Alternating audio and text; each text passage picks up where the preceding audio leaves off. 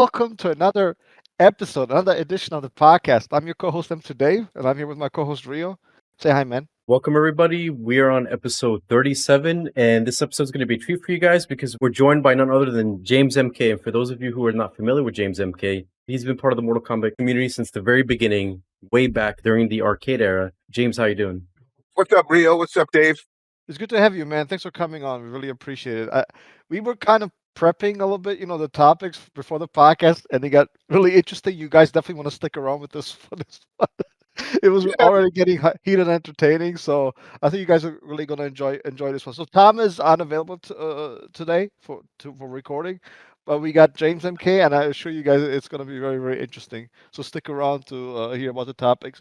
So we were having an interesting discussion, which they brought up to me. Apparently, right now there's a lot of talk of, well, I guess not everywhere, but from what Dave told me, that there's some people feel that a lot of people are getting, in a way, conditioned to get told that there's money in FGC. Maybe they're getting nudged a bit to, instead of pursuing whatever they're doing, they could get into the FGC to make some money. There's a lot of money to be made, this and that.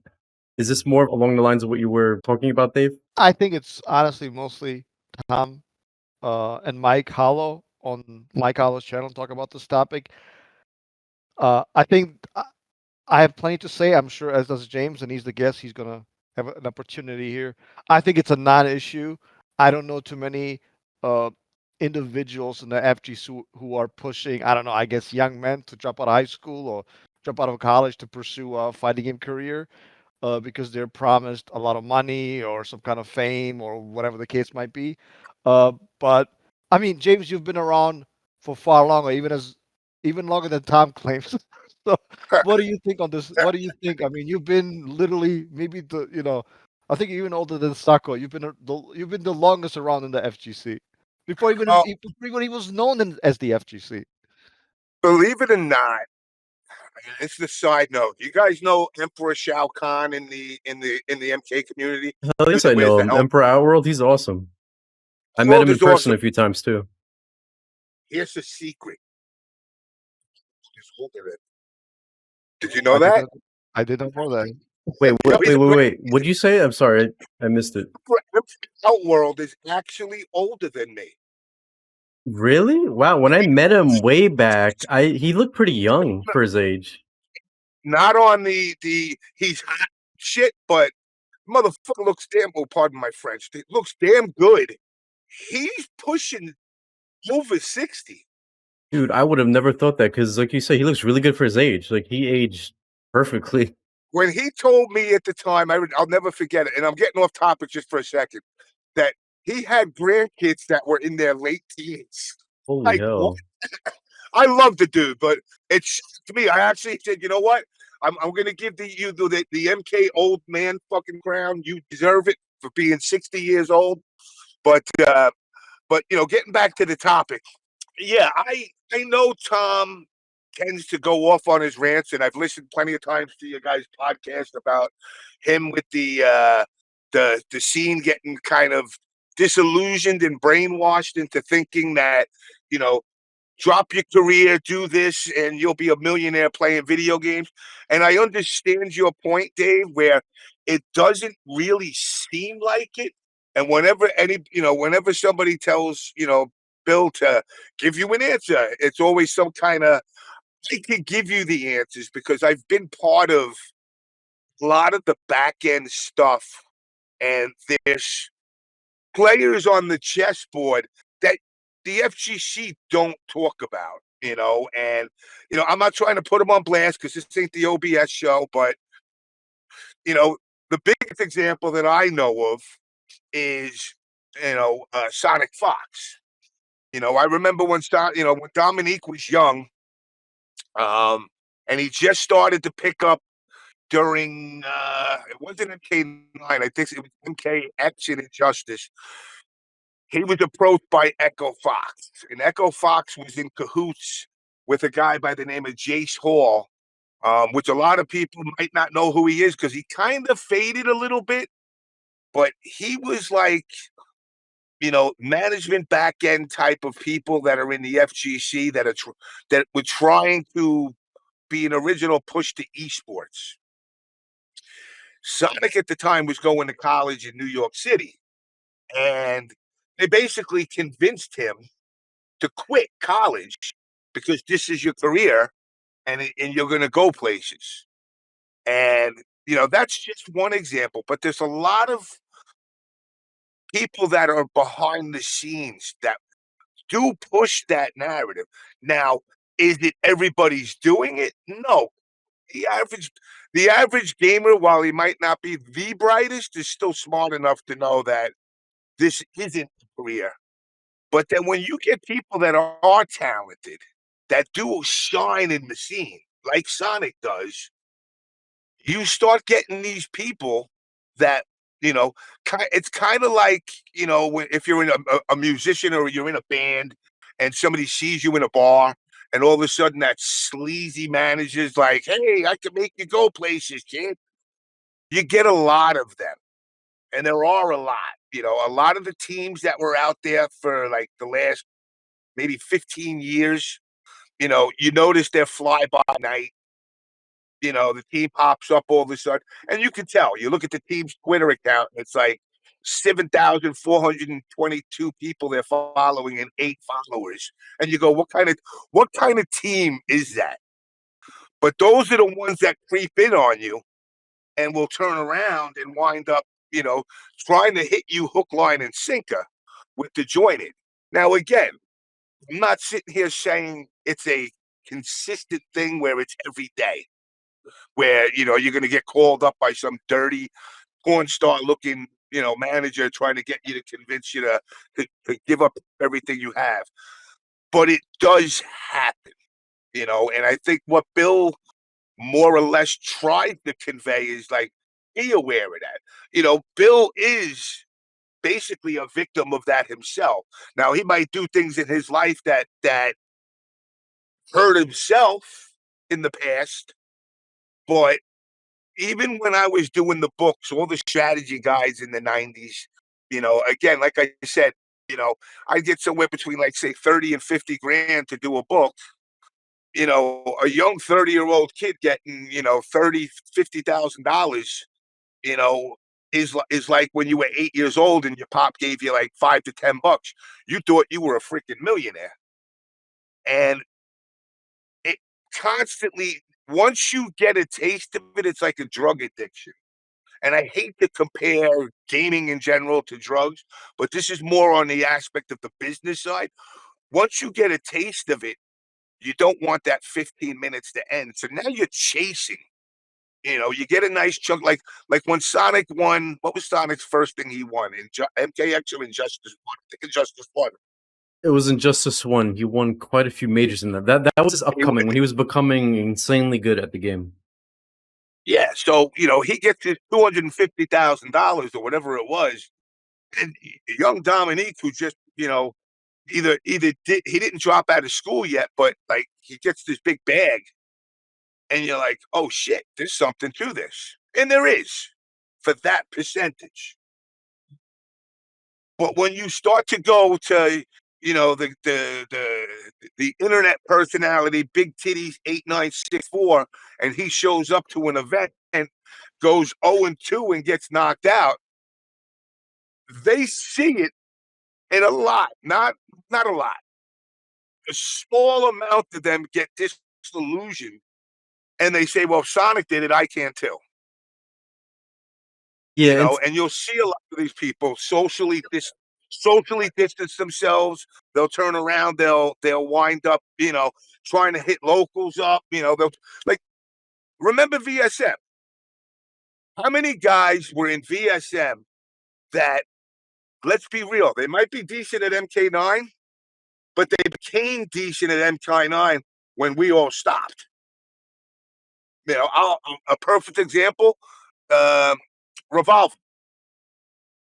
If you and again, nothing against Revolver. I remember having conversations with Phil, and Revolver was like, to me, the little engine that could, because we prided on talent.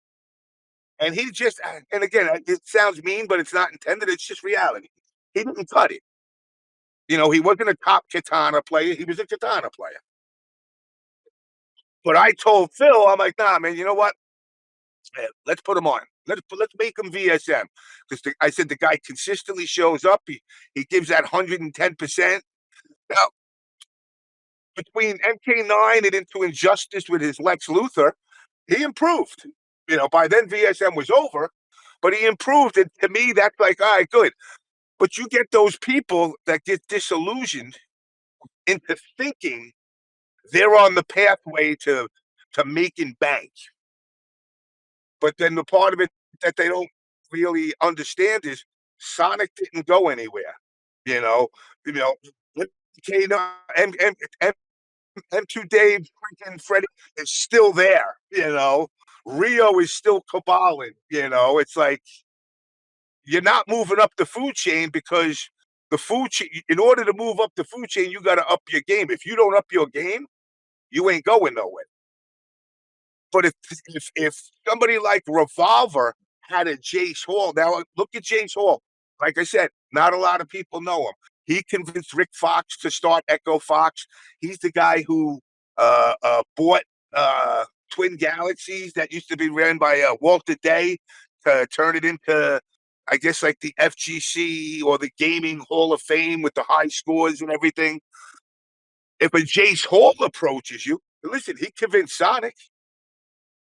Think about that. James, Sonic let me say this because hold on. Let me say this.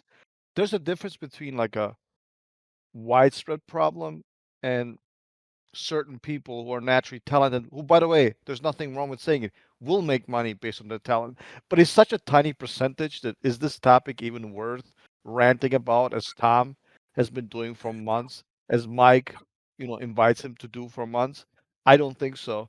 Uh, Sonic Fox has made money, and God bless his soul. I hope he makes more money. I wish more people could make more money. But the reason I'm passionate about this topic because I'm an educator, and I want people to understand that this is not the way to go. Like, as somebody who works with teenagers, 185 days a year, I want people to understand that please don't do this. And it doesn't mean which is good to do. Which is good to do, and as Tom goes super ham on the topic, I agree with you in the sense it ain't a bazillion people trying to do this, but it's I like mean, how many people are getting approached by, I don't know, uh, to just use a, you know, stupid scenario, like by businessmen in a suit. Hey, you want to do this? I'm gonna pay. Like very, very, very few probably, right? It's not like Sonic got approached because he's one of the best players in the world. Yeah, Sonic Fox, right? Nothing further needs to be said. But I don't think this is a like a widespread problem in the sense that you have businessmen and women in suits chasing these young men, say, hey, drop out of college, drop out of high school, and we will cover your fighting game career. We will back you up financially. We will support you. It's not a thing. It just isn't. no, It might it's be a thing for like 5 people, but go ahead. like I said, Ohio big boobs, big butt is not getting approached by anybody, but they're hearing it within their circles. Well, Sonic Fox made $6 million this year, whatever the amount of money is, and that narrative getting pushed. People need to be smart enough. People need to be smart enough to separate themselves. James, that's the thing. There is no narrative. When I listen to somebody like Fighting GM, who is a Tekken player, Yeah. who's been very successful. Let me just say this politely. It sounds like he has some regrettable decisions that he has made in the past, and now he's saying, he was deceived or whatever. That's what it sounds like to me. I don't know his personal story. You know, He's actually, and it's funny because me and fucking Fighting GM get along like oil and water, but he's right. And he was one of, so Bill basically pushes this narrative, which is basically the same narrative that they've been getting told, shut up, fucking old man, you're just jealous because esports wasn't around for you. And it's no, I don't want you to make the same stupid mistakes that I made. Fighting GM was absolutely one of the biggest proponents that would say shit like that to me. You know, his whole narrative was, I got a Guinness Book of World Records for Tekken and this and that. Yeah, what's it got you? You're still broke living in Brooklyn.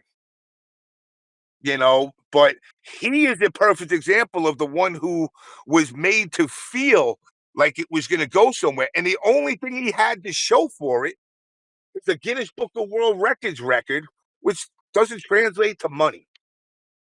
But, you know, it's not to segue off, but one of the things with the TO narrative that is pushed is if you could start events, but you got to lose money to eventually make money. That's like the narrative that gets pushed with TOs when they're trying to start up by the other TOs, which, again, if you open up a restaurant and you make a fucking dish, and the day you open up your restaurant, nobody shows up for like 2 weeks, give up your fucking restaurant. You're shitty. You're not a good cook. You need to accept it and move on. You know, you don't lose money. Coca-Cola didn't come out with Coca-Cola and say, you know, nobody's buying it yet, but, you know, maybe in a couple of years we'll get 1 or 2 people. It came out with an initial pop, and then the shit sold, and it's been selling every day since. Same thing with the narrative of esports players. Like, unless you come out the gate as a Sonic Fox, or if Fighting GM is a perfect example, if you didn't come out on top right away out the gate, this is not the career you push. I understand people say, "Oh, but I'm going to work to it." Work to what? You know, what are you working to? Work to get a job. You know, don't believe the myth. And everybody will say, "Yeah, but you can make money streaming, and you can make money commentating, and you can make money this."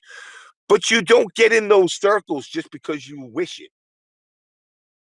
You know, I want to see anybody in our MK9 era think they're going to walk up to somebody that's running an event and get on the mic in 2025 and just be like, "Yeah, man, I'm Rio and I'm M2 Dave and we got a podcast, so we're going to commentate, I don't know, Street Fighter 6." They're going to go, "What the fuck out of here? Who are you?" You know, because you need to have that So name true. already somewhat established before they will turn around and even give you the speech that Bill's talking about. You know, the ones that the ones that hear it the way Bill's saying it is Johnny come latelys and nobodies that hear the ramblings of that conversation, and they assume that message is to them, and it's not to them.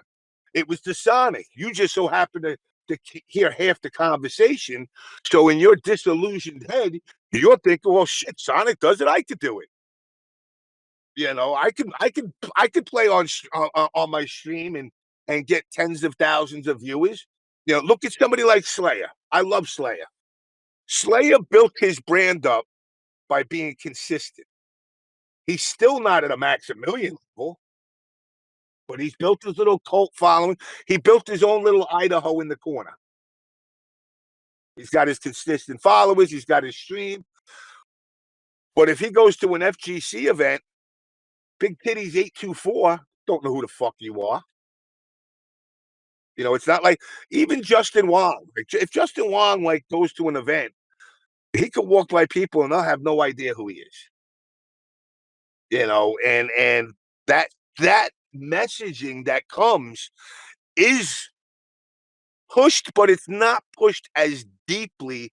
You know, Bill makes it sound like, you know, on every corner you turn, it's like, "Hey, come on, Rio, I'll turn you into a superstar." No, you know, it's not that deep. It's more of word of mouth, but it is there. Now, you say you're an educator, and I understand that too. And I also understand that narrative that you don't agree with it. But it's kind of like if you turn around and I say, "Dave, listen, I put my hand on the stove and I fucking burnt it." You're going to go home and you go, "What do you mean?" And you're going to turn your stove on and you're going to put your hand on it and you're going to go, "Ow, I burnt my hand." You're never going to do it again. Once you experience that hot, lessons learned. You go, "Damn, that was stupid. Why did I listen to this idiot?" And then there's the mistake of this, where I say, "Yo, Dave, man, don't drink and drive. Shit gets fucked up, dude. I got arrested for it." And that's it. That's the statement where you go, you know what? Eh, Unlike the stove, I don't have to put my hand on it because certain mistakes you make in life can't get undone. Once you get a DWI, you can't say it's like losing your virginity. You can't lose your unlose your virginity. It's gone, it's gone. Certain mistakes you make in life, pencils come with erasers for a reason because we all make mistakes. Certain mistakes you don't want repeated. Even like with you, when during MK9 era, when you were fucking bodying motherfuckers, you know, you didn't fall into the trap.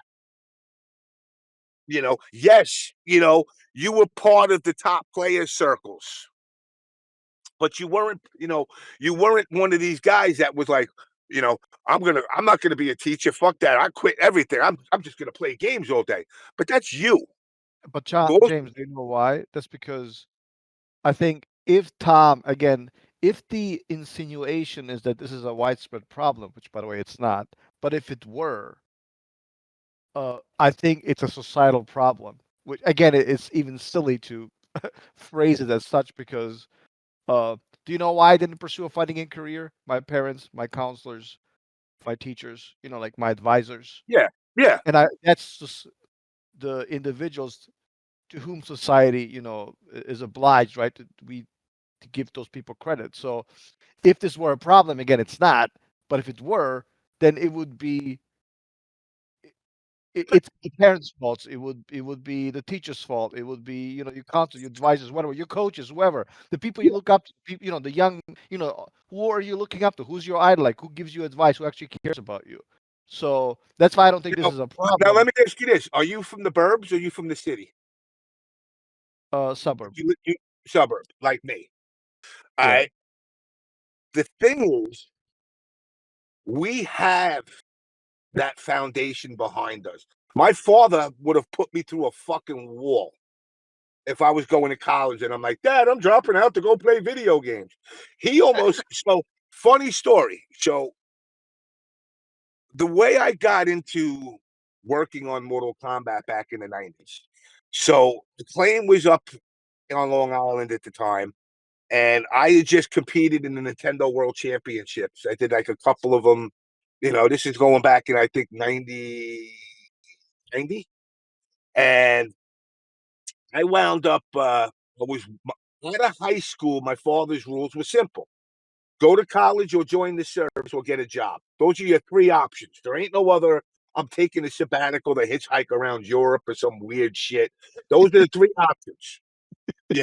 So I actually, my father's rule for college was like basically, well, let me ask you something, Jimmy. My fuck up son got kicked out of 6 high schools. He could never make it there. So you think I'm going to pay for you to go to college to not show up? So his rule was you pay for the college for the first year and I'll pay for it after. Now, of course, in my head, I'm like, fuck that.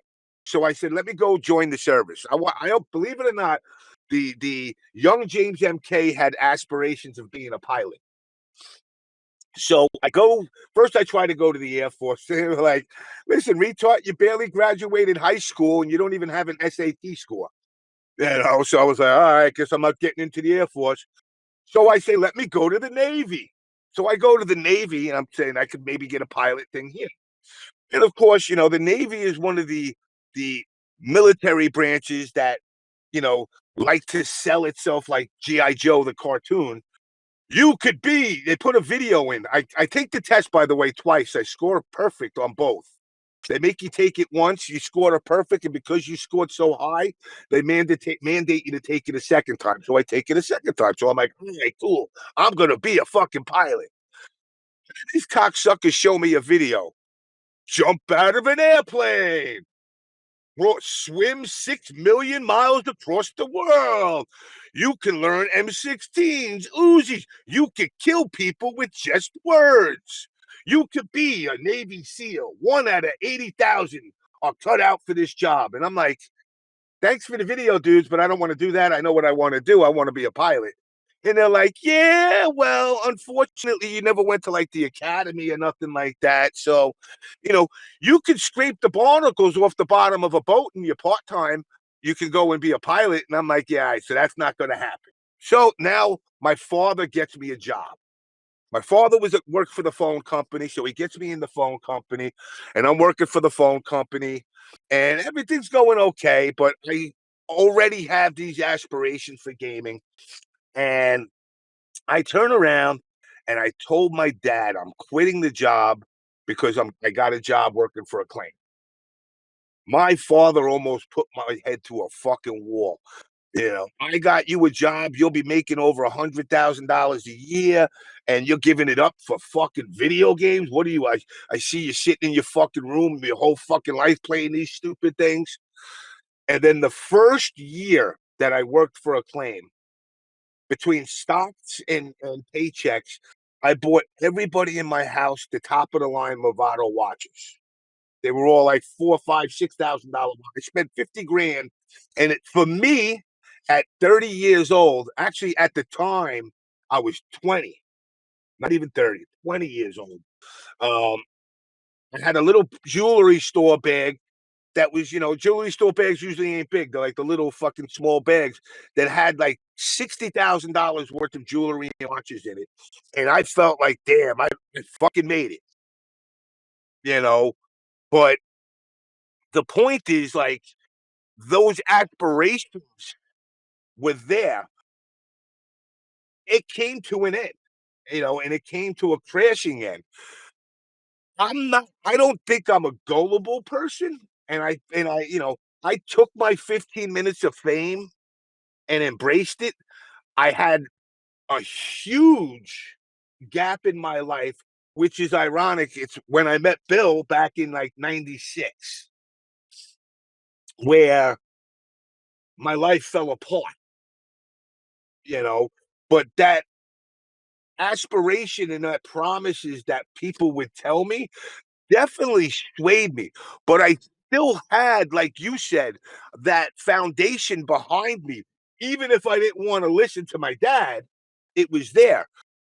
What Bill kind of like city kids, and again, I don't want to get into the minorities and LGBT, but city kids and kids that grow up urban don't always have that foundation. And I think Bill's message is a good message to convey to those people who don't have that foundation behind them. Now, you're correct in saying as well, is this a worldwide phenomenon like COVID spreading everywhere? No, you're 100% right with that. But is it kind of like the OG's duty to make the youth aware that, listen, you're going to get these, snake oil salesmen that try to promise you shit, and then you look at people like Fighting GM. Fighting GM ain't got. I don't totally know his story, but I'm pretty much sure he ain't got nothing to show for all his fucking time and effort in the FGC. I don't have. I mean, what do I have? I got memories. I got about 20 books. I got about 100 video games I made in my lifetime. I at least have something there. But in hindsight, like after my 50s, I kind of look at this shit now and I'm like, yeah, it was cool. Now I look at it and I go, I met you, I met Bill, I met Rio, Scar. I met a lot of great people through the gaming stuff. And that's my takeaway. But the newer generation, between the combination of Evo getting bought, CEOs and combo breakers being built up, or giving you the illusion they've built up to these, like, the esports of the StarCrafts and all that. They're not. Third place gets a fucking pack of cigarettes. First place gets 10 grand. So it's like, so on the same token that Bill says it, the reality doesn't align with it as a pandemic of people. But it's like I tell people, like, yo, don't quit your day job. You're gonna get people that, will disillusion you and tell you you're gonna make and break the world, and it's like when I started the OBS show and I used to sponsor, like I had OBS Rio. Before that, Rio was VVV. And when he went to VVV versus, OBS, my rule was, hey, motherfucker, figure out, Rio, you live near me. All right, you're not flying nowhere. Get in my motherfucking car. I ain't paying for you to fly from New York to Philly. Bitch, you drive with me for 2.5 hours. Same thing with Bill. Everybody was OBS because the whole purpose of being an OBS member was we don't toe the line with the bullshit narrative of this team crap. How many teams have you guys seen in the MK scene that was like all of a sudden it was like, you know, uh Joe's Deli with 8 followers. Yeah, we're sponsored. We're in esports. And then 3 weeks later, they're gone. And people are saying, man, they promised me they were going to fly me and take me places. I shelled out the money out of my own pocket, and then they disappear. So it's there, but is it, again, it's not this pandemic that's infecting the whole scene.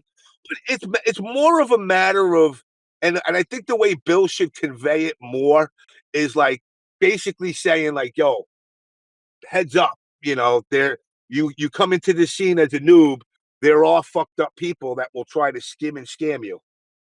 Remember Brazzers was coming in and Pornhub was coming in. All these places were coming in and we're growing. And then the first thing they go, nah, man, we can't sexualize. No teams that do sex. And I'm like, wait a second. So gaming nerds basically do 3 things: drink energy drinks, Mountain Dew, jerk off to porn, and play video games. Why would I not let the companies that would basically be promoting the products that the very players use come into the scene? Oh, well, that's not healthy. Yeah, I know, because, sexual assaults at the events is okay. Doing drugs at the events is okay. But, having Pornhub, oh, bad, that's going to give off bad image. And it's like, they don't, the scene itself doesn't know what the fuck it wants. And now that Saudi Arabia is here, shit just got real. But I agree with you. I agree with you in the aspect. It's not this. Yeah, let me bring Rio into this because I'm curious. Usually, when Rio and I argue, and because this is for us like so different. Like I'm very passionate about fighting games, but I always stick to like gameplay topics. Like I don't know, Rio and I will yell at each other about armor, about wake ups, whatever. Yeah. But we usually don't talk about like some of the more, I don't know if this is the right, some of the more like social topics. And I think this is kind of like a social topic. Usually Rio and I we stay away from that. I mean, Rio can speak for himself. Obviously, I'm not his lawyer. I'm just a friend. But Rio, what do you think about this? I mean, again, you and I, we usually don't talk about this stuff. But what is your opinion? Well, to be honest, I feel like I'm out of the loop this whole money topic in FGC because I didn't hear about it until you mentioned it to me last night when we were talking. When you brought the topic up, there's people saying, you have to pursue a career in the FGC, drop your job, this and that. The way I look at it is I remember way back when I got into fighting games and I was going to locals and tournaments during 2008. This was almost 20 years ago, and it was never about money. Like, none of us back then were going to play and travel for money. It was all more about being the best, passion, as like a hobby on the side. None of us went like, yeah, I'm going to go to this tournament here in Ohio, and when I win, I'm going to become a millionaire. It was not like that. Now, I don't know if that changed now during MK12, where that's a possibility, and you can do that. That's why this is a topic that kind of came out of nowhere about the whole money in FGC. But if it didn't, then to me it's very confusing because the FGC was never about money. Even when we had MLG during MK9, even if you won that, and this was people were making a big deal about this back then, and I won some of them. All I got was $1,000. That's like food for like a week or two, and that's it. So there was no money. And to touch on what you said earlier, James, the reason why a lot of us didn't fall for traps during MK9 is because there was no money. There was no traps really. Because back then, as sad as it may sound, like if you were good back then during those games, Sadly, there was no money to be made, and not much of anything aside from playing for pride and for the competition because you like competing, not because I'm gonna play MK9. I'm gonna go to Evo, and if I win Evo, well, guess what? I'm gonna be buying a house on the beach. No, it doesn't work like that. No, Now, to you're right. But stick on now, what you mentioned do with. you remember? Do you Sorry, go on. remember during? Do you remember during the MLG? So one of the fracturing that happened back then was again the FGC, the fighting game community, Mortal Kombat, Marvel, Street Fighter, Tekken. But whoever got that little boost of that big bang $1,000 you speak of, the other sides of the community would go on Twitter wars. Street Fighter players. How the fuck does Mortal Kombat get fucking MLG to sponsor them? Their fucking game sucks balls. This is bullshit. And then all of a sudden, Street Fighter gets it in the Mortal Kombat. Why are these motherfuckers getting the money? Like, the community was never unified under a banner of money. Now you're seeing, like, with the EWC and all this other stuff, they're bringing all the games, except apparently Mortal Kombat. They're bringing all these titles to the forefront together, but they're not giving that 10 grand away now. They're giving 250, 300,000, $500,000 now. So the money is dramatically different. Now, again, we go back to what you guys were saying about the percentage of the people that can actually get that money. And it's, that 0.000001%. But people are disillusioned into thinking, well, hey, I just got to wait for all the top players to get old and die, and I'm in there. I'm going to get the money, and it's not going to happen. The pride days is out the door. How many times you see people like talking about, like, yeah, I'm going to go, and it was something that was notorious for the MK scene, where all of a sudden, Justin Wongs and PR Rons and all them are like, oh shit, the PDP stick tournament, they got money involved. All of a sudden, they're MK players. Yeah, funny you But now mentioned PDP. That was probably the biggest tournament during MK9, actually, and that was for what I believe, like 5K or something. That was probably the biggest prize pot back then. I think it was $5,000. Yeah, that was the biggest prize pot for MK9. Was that one tournament? I mean, even when I got to reiterate like Rio's talking points, even when I got top 8 at Evo 2012, I think I got like $500, which is, I think, better than. It didn't even cover your flight. Dude, the I money know, back then was pitiful. I remember I would travel, like get on a plane or like carpool with people to go to other states to play these majors. I would win. I would barely make the money back that I spent on my plane ticket or to get there. We weren't doing it because of money. We were doing it more because we enjoyed the game. We liked competition and that. And to mention what James said back then, like how kind of like the fighting game, different games and scenes were more of against each other. They were kind of arguing for a piece of the pie. And it's funny because MK back then, during MK9, was pretty big. Not to say it's not big now, but compared to the other fighters, like MK back then was not far behind Street Fighter in terms of numbers and people going to tournaments. And it was honestly bigger than Tekken back then, if you can believe that. During MLG, yeah. MK used to have more people than Tekken, even at majors. MK was one of the bigger games. I don't know what happened from back then to now. You would think MK would be way more massive than it was through growth, but somehow it seems like MK. It seems like Tekken and Street Fighter grew monstrous, like from back then to now. But MK is kind of like it fizzled out a bit, and it could be so much bigger than it is. But for some reason, it didn't become huge like it should be. Sorry to interrupt you. That's what I'm more interested in than I think these social topics. People making regrettable decisions, that they're complaining about how they make regrettable decisions. Like, dude, you're a grown man now.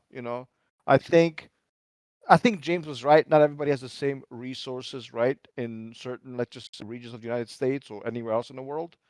But at the same time, I believe people have agency, and you have to live with your decision making. So if you were persuaded to play fighting games for a living, and you're an adult now, you're 25, you're 30, you're 35, even 40, like, that's on you. I'm sorry. Like, you have to you know, you have I to. agree. I agree. I'll say it like this, and then from here we could go to whatever you guys want. Yeah, I do want. All you Yeah. fucking FGC nerds out there, if a guy comes to you with a reptilian face telling you could become a millionaire, say, nah, I listen to the podcast with Dave, James MK, and Rio, and he says, you're a bad motherfucker, and walk away.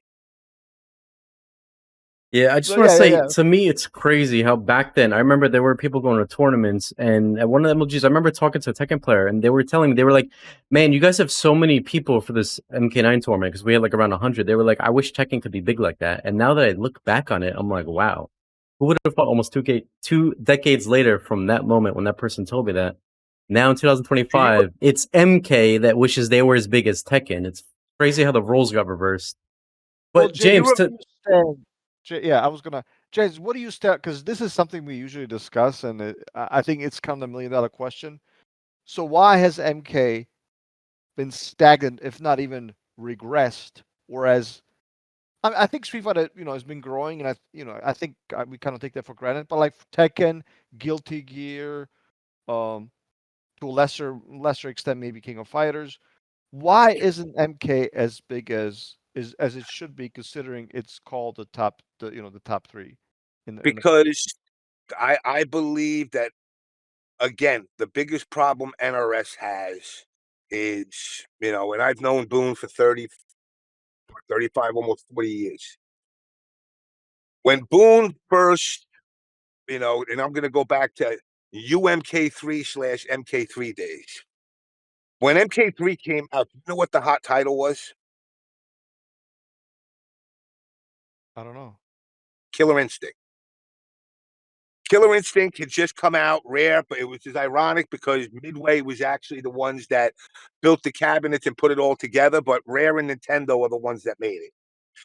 They came up with the dial combo system where if I hit the guy once, as long as I do the right combination, I can continue the combo forward.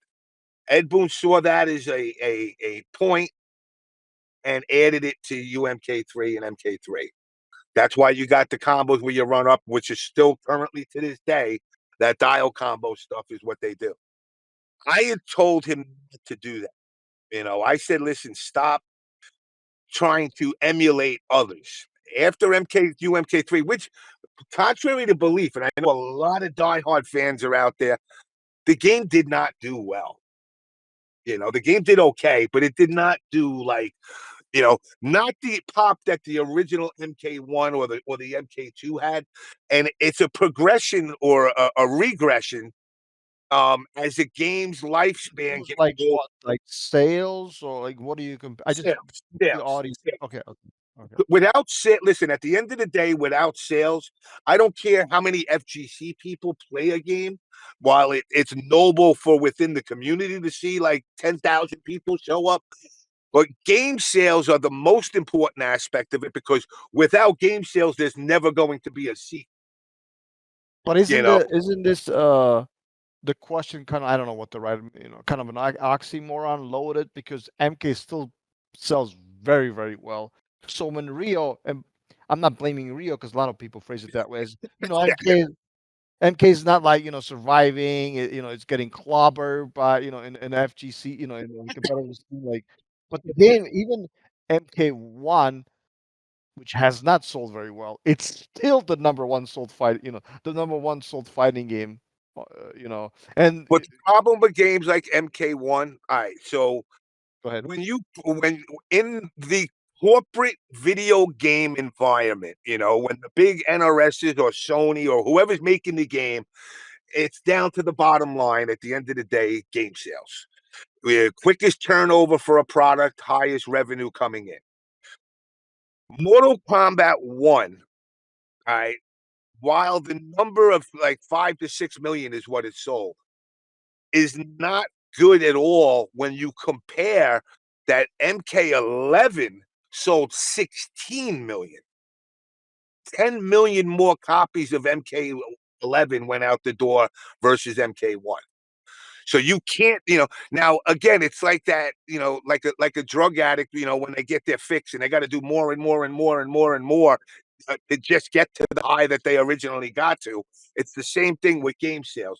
Now, between me and you, I haven't liked an MK game since MK9.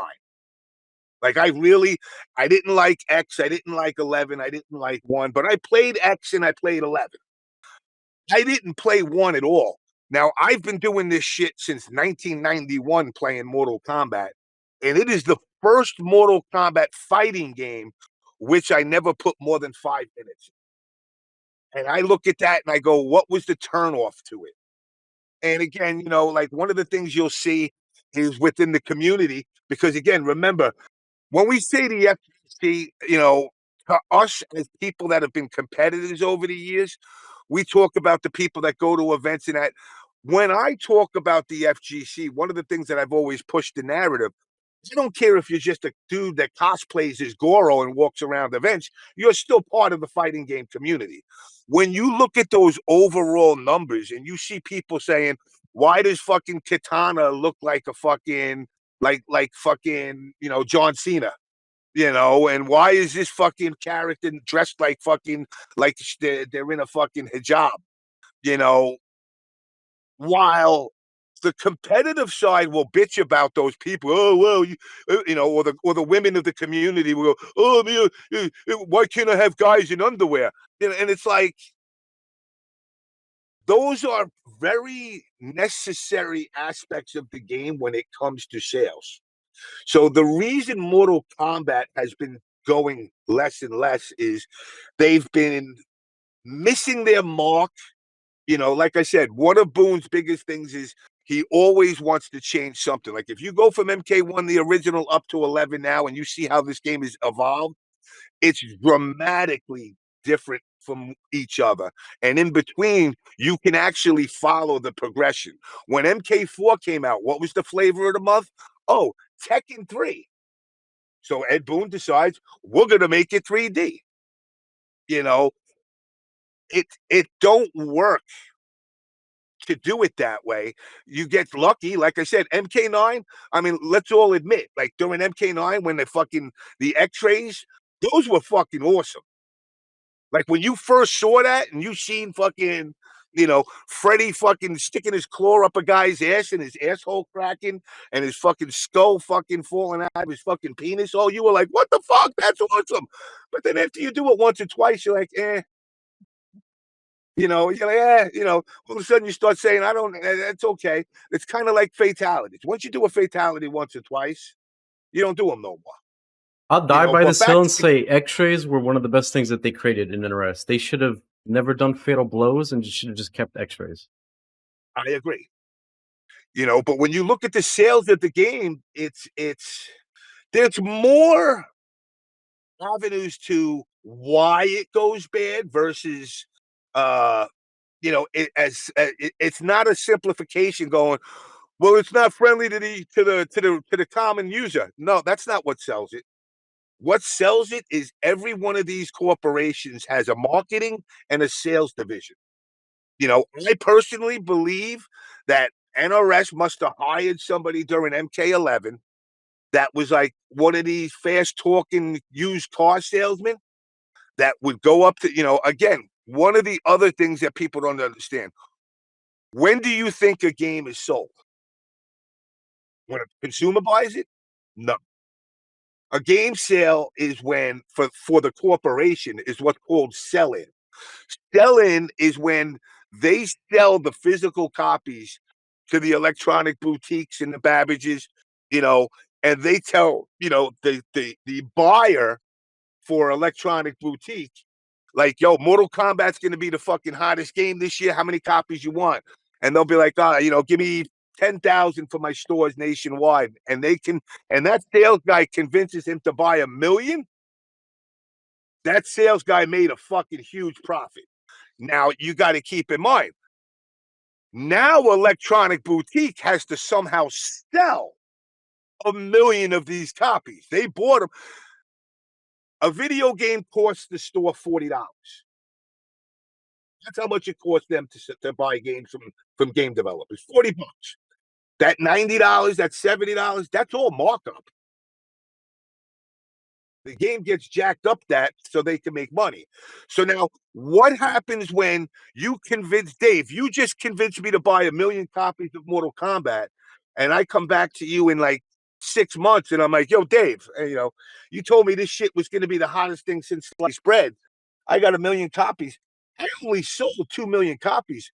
The fuck am I supposed to do with fucking 8,000,000 other copies of this game? I'm a store." Or even I'm a mom and pop place. What do I do with it? And you know what you say to me? I got you, Jimmy. You know what you do? Put most of them in a bargain bin, drop the price, and then keep X amount there to sell. What you don't sell, give me back. And I got this other game that's fucking right off the press is going to blow your mind, Injustice 3. And I'll give you a discount on that because you bought so many of these. And I'm like, okay, that's kind of a fair deal because you kind of fucked me, but at least you're trying to make good of it. And in the gaming industry, there's sell in and sell through. Sell in is the term that they use when you get it into the store. Sell through is when you get it to the consumer's hand. So that means EB sold what you sold to them. And to hit that mark, especially in fighting games, which is so niche. Like we talk about games, like even talking about MK11 with 16 million, which is a fucking phenomenal number. There is no fighting game, or should I say, there's no fighting game of the top three, which is Tekken, Street Fighter, and Mortal Kombat. None of them have ever sold that many copies. Mortal Kombat 11 is the Mac Daddy, the shit, the OG. Now, you may not like the game, but they sold a fucking shit ton of them. What happens now is when you go to MK1, your mark is still 16 million copies. This fell short by quite a lot. I want to say when everything's said and done, maybe they break 8 million. And now 8 million sounds like a lot, but it really isn't. When you look at other AAA games in other genres, like Call of Duties and Counter Strike and shit like that, where they're doing 25 million and they're being laughed at by other companies as a shitty sale. But because of the niche of the FGC. So what's the? I mean, with all due respect, you kind of didn't answer the question. I mean, a lot of good knowledge, but like, did you share? But like, why isn't it succeeding? Why is it? I can tell you Yeah, why. I know a lot of reasons. The design sucks. Word of mouth on the game carries a lot of voice. It dissuades people from doing it. People that grew up playing MK are just older. They've moved on. The game doesn't attract. I mean, with that dog shit release of fucking Sloth from the Goonies playing Rico in the fucking Mortal Kombat movie, that sure as hell Oh, didn't help geez, move. that Rico might have been the worst thing I've ever seen. How did that even get the green light? Did any I of them have. even play the game? Did any of them even play MK4 to see how Rico even works? I'll tell you something. I shouldn't say it, but nah, I can't say that. I don't want to I don't want to fucking get somebody in trouble. All I know is I talked to a very we'll say it this. I spoke to a very renowned person about the movie. And when I said, "So how'd you like it?" I said, "I kind of fell asleep on it twice. Haven't been able to actually get through the whole thing." Their response was, "I'm going to watch it in HD and see if it makes a difference." Get to see how Basically ugly saying that, Rico is, and I guess better quality. but by saying that, you're basically saying, "Yeah, I wasn't happy with it." And my attitude was like, so let me guess. They showed you, going back to that movie, they probably showed you the Sub-Zero Scorpion fight, and that's the only shit that they showed you. And that you saw that, you're like, whoa, this looks cool.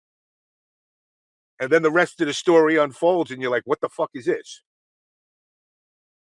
So So would so there's a lot of factors. would you agree that modern fighting games, you have to have those 4 or 5 things? I always reference Rio's video because I think it's one of the best at explaining what a modern fighting game needs. Forget about the meta, how much zoning, how much rushdown there is, how much armor. It's about, if I'm a casual player and I turn on the game, I go online, can I find a match without waiting like an idiot for like, I don't know, like 30 seconds looking at the same screen, Does the game have functional online gameplay, right? Is there some other mode that's not necessarily related to the gameplay, right? Can I I don't know, can I have fun with Mortal Kombat or just something silly, right? Can I play Tekken? Your assessment is 100% correct. Those It's Rios. factors, those Rio, those factors. It's very simple. Will the guy that you see at the light in the car across from you, would he ever sit and play this game? That's what you're trying to figure out. Like, he don't give a fuck about -2 on block. He don't give a shit. The motherfucker don't even know what that means. He's like, yo, can I rip somebody's head and spine out? Can I do this? Can I do that? And one of the things that, as a coping mechanism, and I hate to say this because, if anybody listens to this at NRS, they're going to be like, see, he's just a fucking angry person. It's not angry, but you failed so bad on making a game fun and entertaining because your focus has always been to try and make it quote unquote competitive. You forgot why you made games. Video games are not about competitive.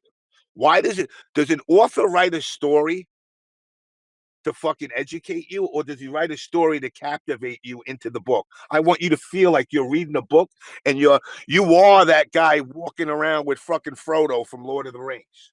You become it. Not, well, I hope when this person reads the book, he understands the science that the dwarves use in order to create armor. No, it ain't that deep.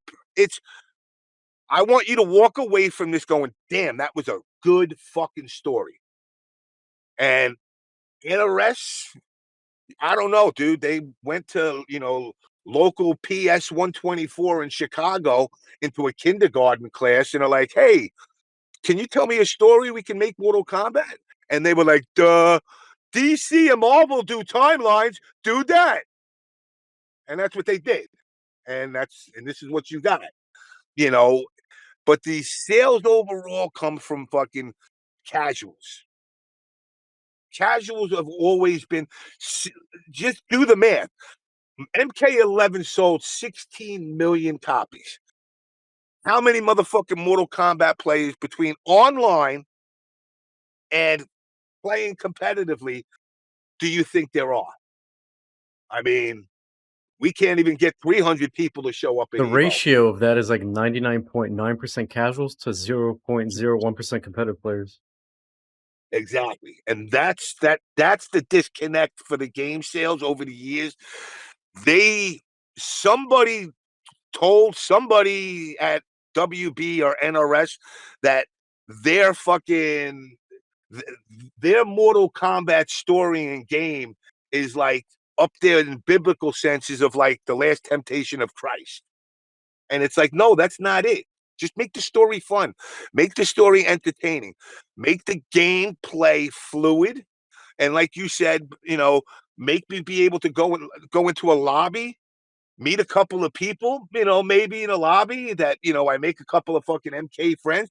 I can't tell you how many people that I've met online through lobbies during MK9 that I was like, hey, listen, I'm going to this tournament. It's called ECT. I know you said you're in Jersey.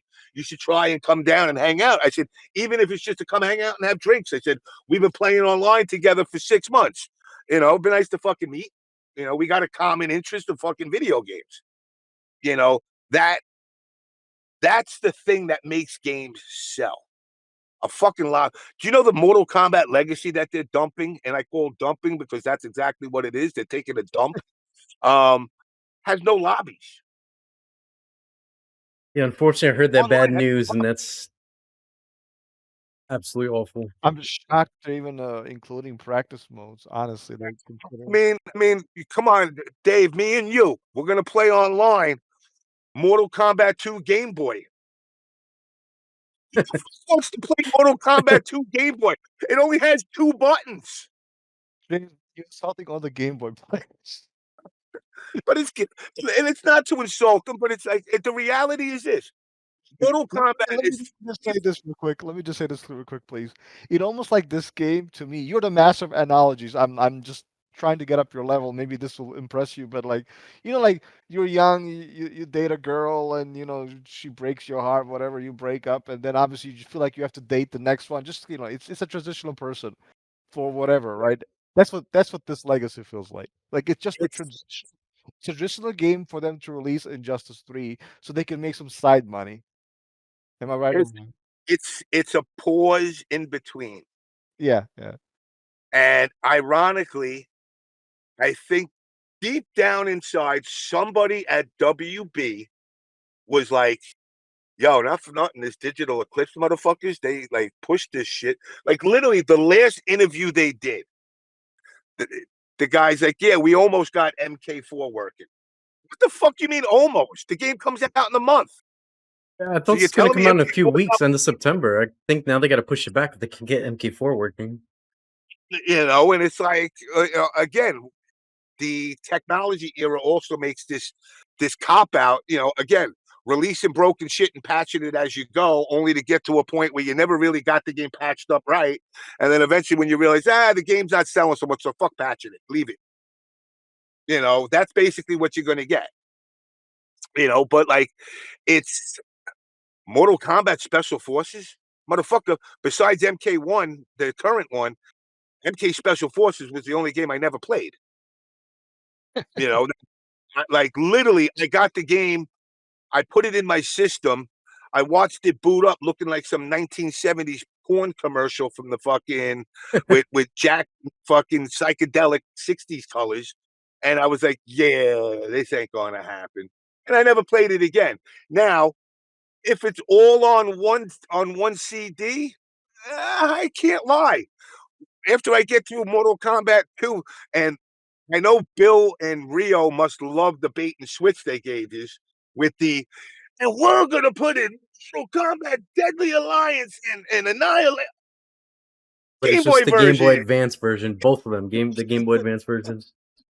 I'm like, Which, by the way, wait, played nothing like MKDA on top of that. I'm sure. Again, going back to two buttons, but it's like they don't, Yeah, yeah, I completely forgot about that. Oh my god. but they pushed it out there when they were doing their little BS reveal. And again, I understand, like, this is so I think Legacy is the buy me some time. And what did they do next? They postponed the movie. Now the movie's not coming out until May of next year. For good reason. Have you seen what some of the characters look like? But MK2, Yeah, for the Yeah. movie. well, who didn't you like? Jade? Because she has Quite a no hair? few.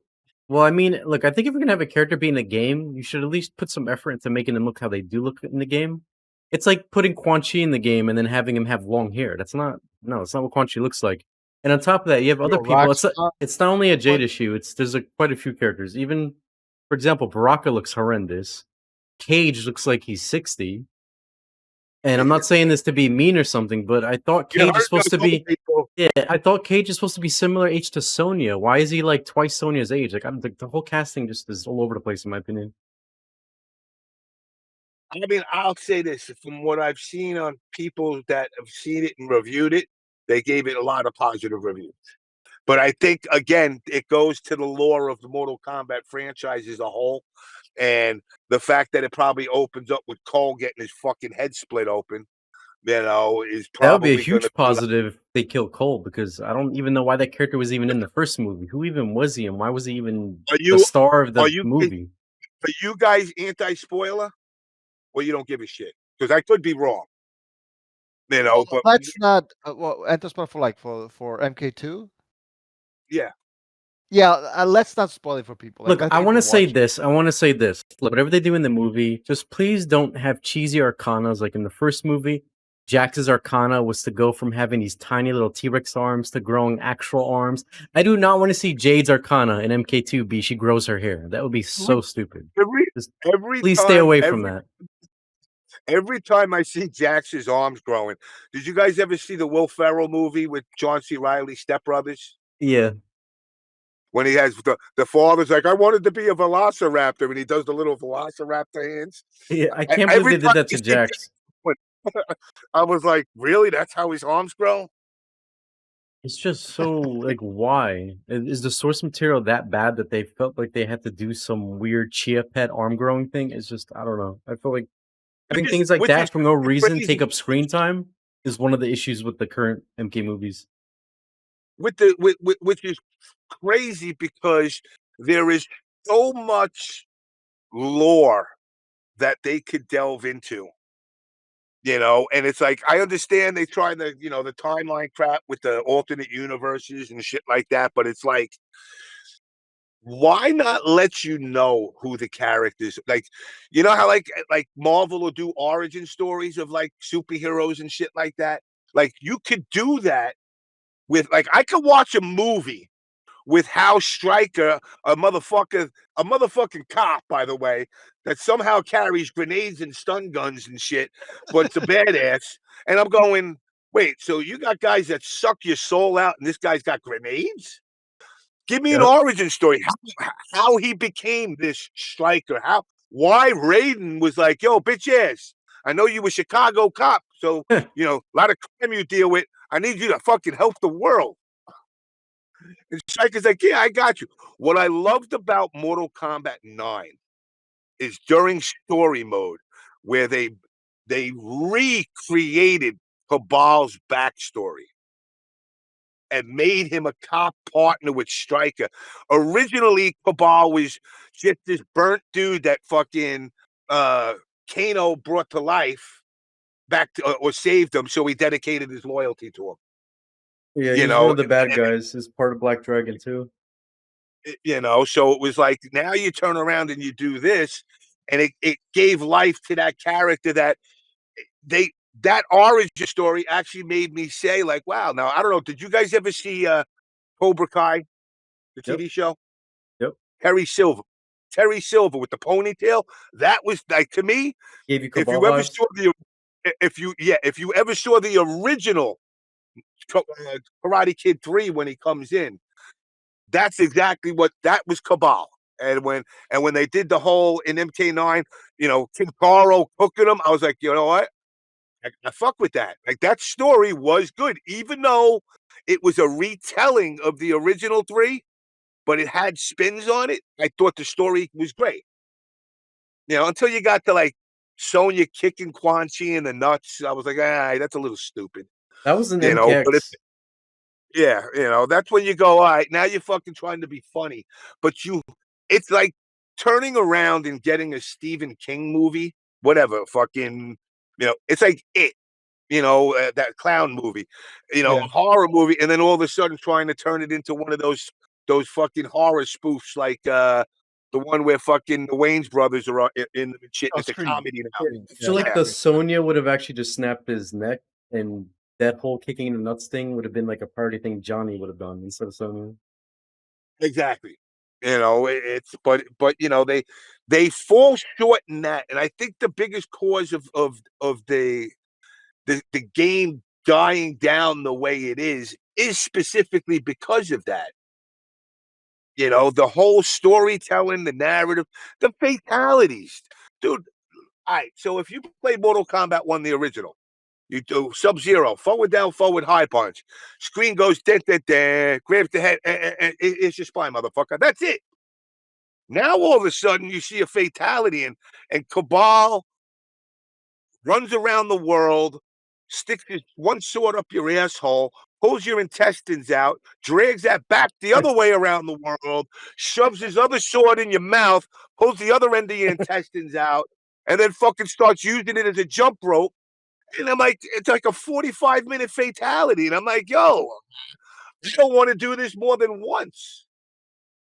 James, I And also feel like James, let to me say go, this. Also, let me say this real quick. I also feel like not having the internet back in the day, and with all respect, I'm not as old as you are, but I just remember like being like in elementary school, and the kids were trying to figure out these fatalities, and actually we didn't have the internet. How do you do this? Just rumors like, oh, I heard you press back, back, back, forward. Whatever. You get the point. Like there was like Yeah. kind of like a mystical atmosphere to the game, right? And oh, I heard you can play this ninja, right? That's kind of like lost in the modern age because all these games are freaking data mined, and we kind of know not next Yep. week, but literally the next day what everything is, right? Isn't something like kind of lost?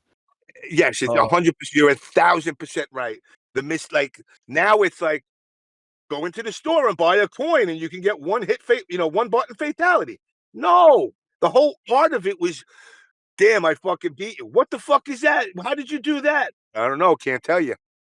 It's funny. On a side note, with Tom Brady, when I met Tom Brady, so if you ever pick up the book, what the fuck's the name? Long Live Mortal Kombat. It's a book by this guy David Craddock that's about the Mortal Kombat scene, and in it, there's a section of how me and Bill met. And Bill came into my arcade, and he was playing MK4, and I had just finished doing the Mortal Kombat 4 book, and he was playing Jax, and he was trying to figure out the arm rip fatality. So I seen him doing it, and I was like, hey, if you want to learn how to do the fatality, it's similar to Quan Chi's leg rip. And he figured it out. And then the very next guy that came up to play him, of course, he picks it and does it and gloats about it. And the guy turns around and he's like, yo, how'd you do that? Bill's like, can't tell you. What do you mean you can't tell me? I'm sworn to secrecy. And the guy's like, yo, fucking dude, just tell me how you did that. That was awesome. Can't tell you. You want to know? Go talk to that guy over there. And then the guy's like, yo, when I'm done with him, I'm going to come beat the shit out of you. To Bill. And before Bill could fucking turn around, I'd already started coming over and I fucking choked the guy on the cabinet and threw him out of my arcade. And Bill's like, damn, Jesus. this fucking dude's crazy. But there's that element of finding things. Now they give it all away. Some reason, they feel like, I guess because a lot of consumers, or should I say a lot of MK players that didn't like looking for things. And to their defense, I can kind of side with it, but it's like in the arcade days, you didn't buy the cabinet. The arcade operator had the cabinet. He paid, whatever, $5,000 for this cabinet. He needs people to dump quarters in there. So by not having those fatalities ready available, you know, Dave and Rio were going to come in there with fucking 2 notebooks with all possible combinations and pull a check and fucking and try all these combinations. And I'm going to make my money. But current day, you bought the game, you own it. So it's yeah. kind of like you kind of got to give them to them, but you don't have to give it to them all. Like even when we did Mortal Kombat 1, we came up with the blood code of Abacab for the reason that it was between me, you, and a hole in all, it was bullshit. We didn't give a fuck if your 8-year-old kid played it and saw blood. We just want to sell games, but we put it in there as like we care. No, we didn't give a flying fuck if your fucking 2-year-old kid came up and played that game, and that mystique is gone. You go into the menu now and it's like, you could buy one button fatalities. They're easy to find. Just go online and watch one YouTube video, and within a day of the game's release, and it shows you every fatality. That's why when the friendships in the animalities came out, I was like, I hope they keep them secret. And So, yeah. within the day, it's all out. Yeah, it's all out. And it sucks because Let There's me ask actually you this hold question. on. There's actually a way that they can keep this all secret. I don't know if you guys saw what they did in MK12 with Pink Floyd. They kind of kept him secret for a bit, and then the way to unlock him was unique for everyone that was playing it. So it wasn't you had to do the one thing for everybody. You know how yes, video games now have their own challenges? You go online, everybody has their own separate challenge, like win around on this map with this character, use this gun on this map. Everyone has their own custom challenges. What they could do from K13, this would require a lot of work, is if they want to keep fatalities secret and a whole having to discover things on your own, make it so on every version of the game or every person that's connected online, the fatalities are different for every copy of their game and their secrets. So if they're willing to do all this effort to do this, like some online games do this, then they could technically do that. It would just they'd have to invest a lot of time into that. They could pull it off.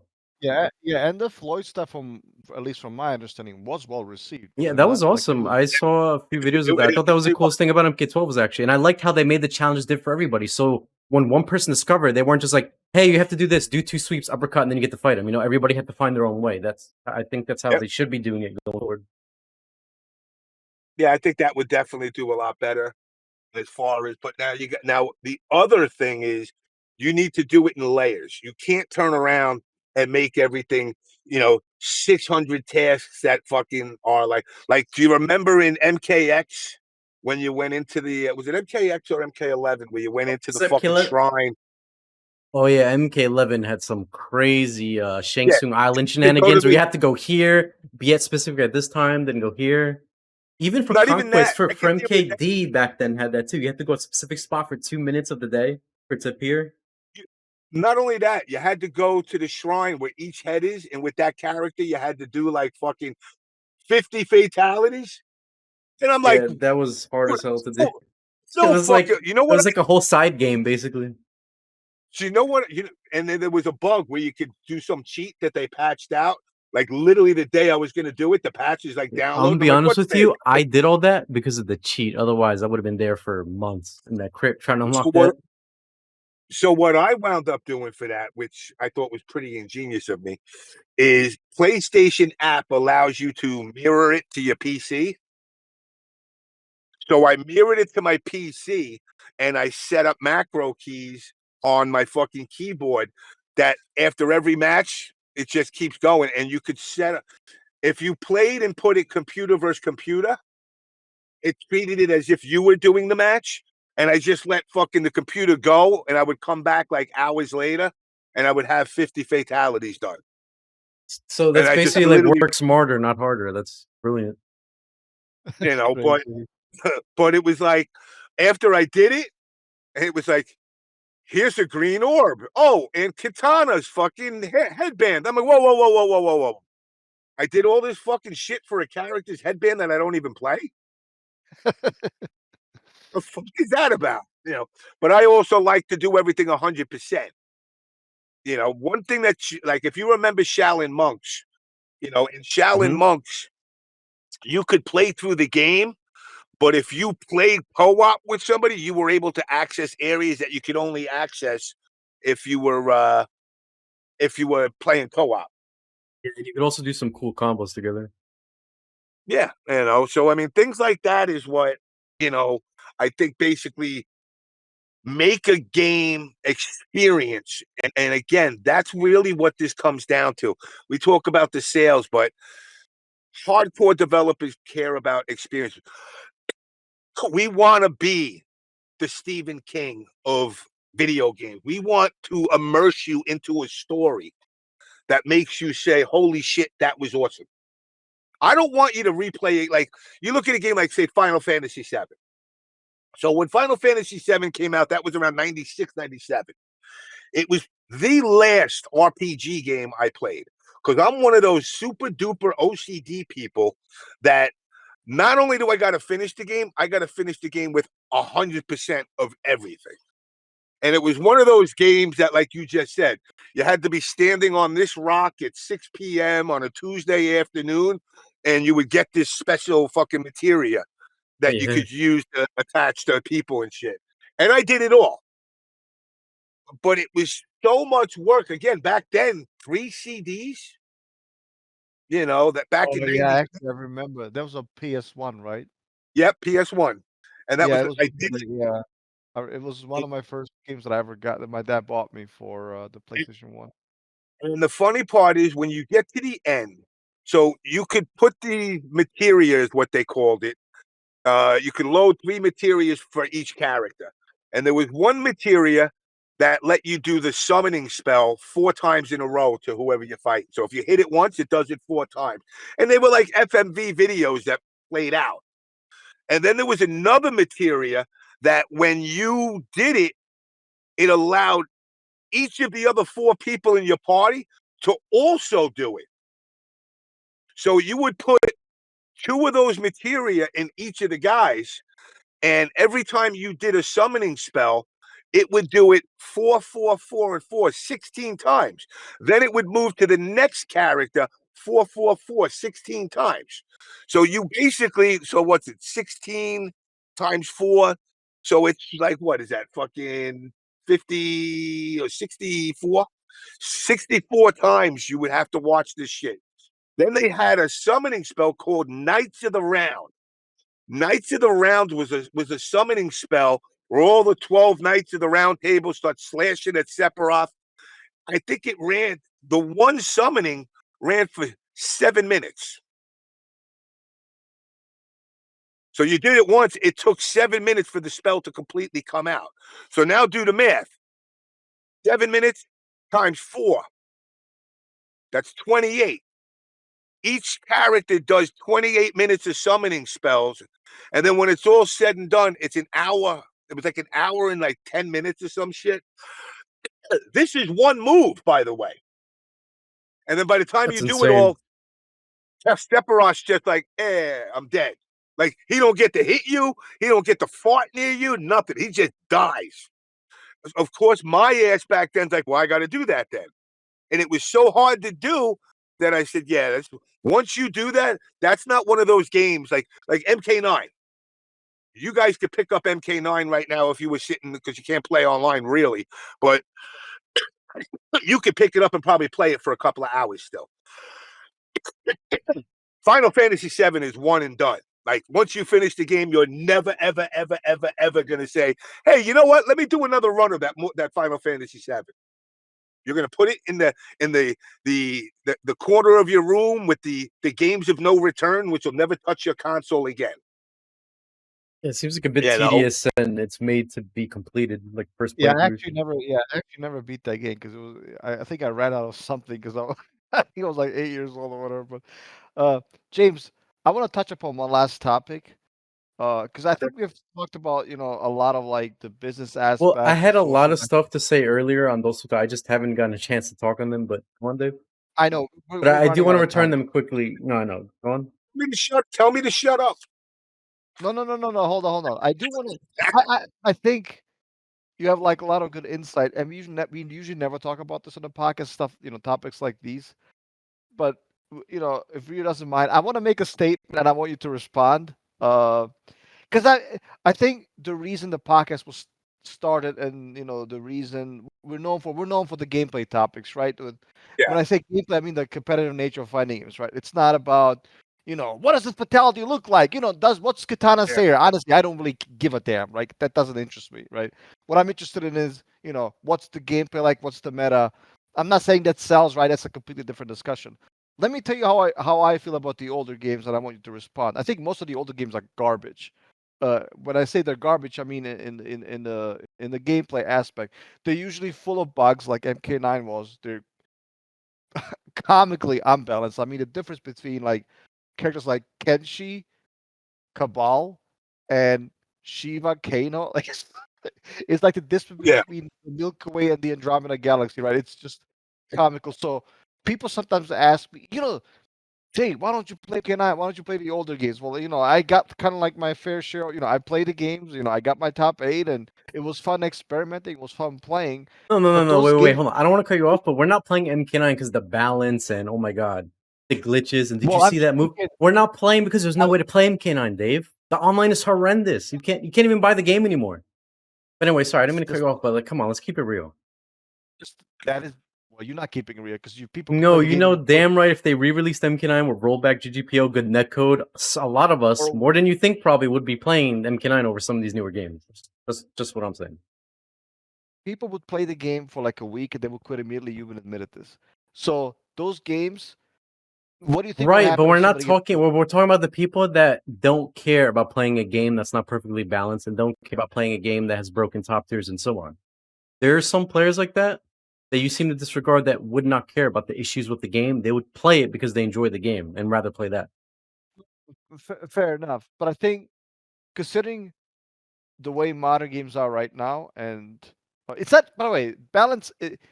People when people talk about balance, they usually mean like how strong a character is. Balance can refer to many other Yeah, aspects of like the game. different So, for example, archetypes. Like you don't want a game to have every character exactly, doing a similar meta where they come in and mix you, or it like feels.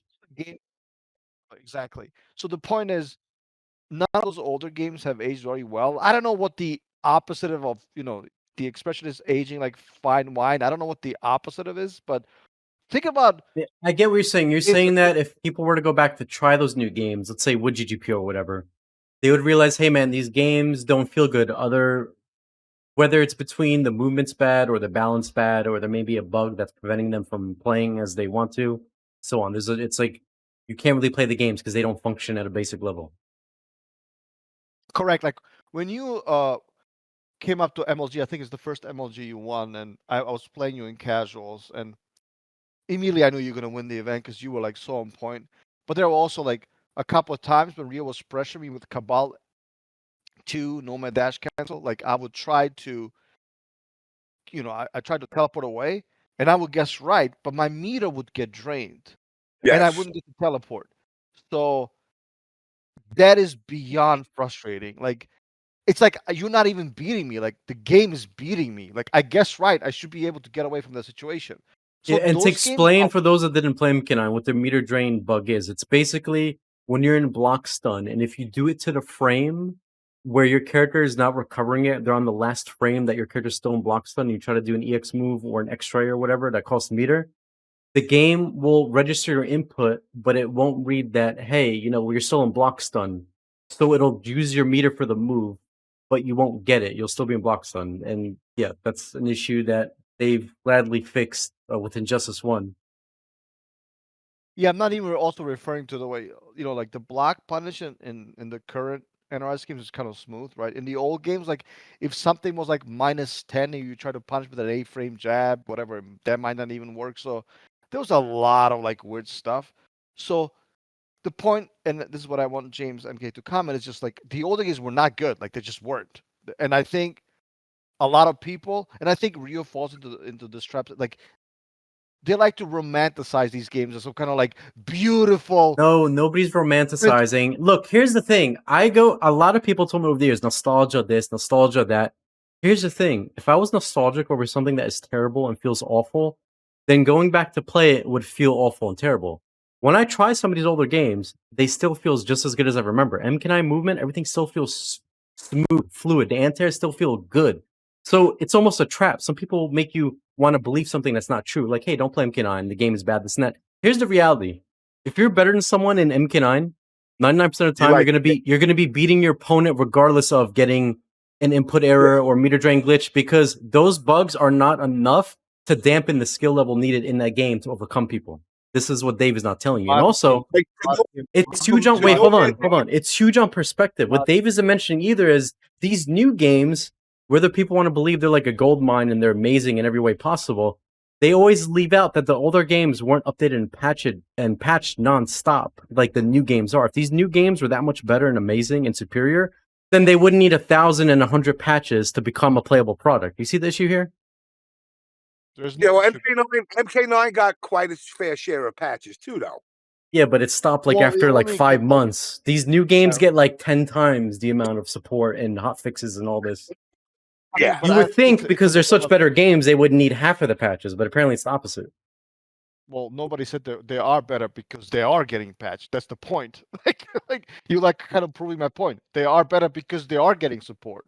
And Right, if but the way I look and at it is if someone could go back and patch MK9 1,000 times like these new games, then you could also make MK9 a really good game. So I mean, but they didn't. That's not what happened. I'm judging by what happened. You're judging by what could or maybe might, what would have. That's not what I'm saying. We're judging the game the way they are or they were at some point, not the way they could have been. I'm not look, I'm denying not that. here to say what game is better than the other. I think both games have their own I am. positives I and am. okay, but I think you're sadly mistaken because you're using your opinion as a fact. You can say MK12 is the best game No, ever it's until you're blue in the not. face. It doesn't make it true. It's not it's not an opinion to say that MK9 is like is incredibly broken and unbalanced. That's not an opinion. That's a fact. Fact. Right, That but is a Yeah. fact. Anyway, it's also not an opinion to hi. say, hey man, MK12 and You like tears don't you. function I like properly. orange. That's not what we're saying here. Like those games are have glitches. That's a fact. Those games are incredibly unbalanced. That's a fact.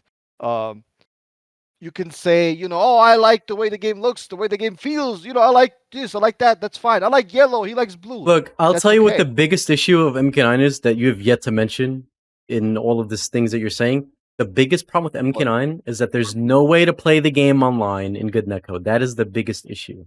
I would take the meter drain glitch and all these other issues if at least we could play the game online with other people. I would be fine with that. But ideally, yes, I would love for everything to be fixed. But like you said, that's never going to happen because that would be dream patches.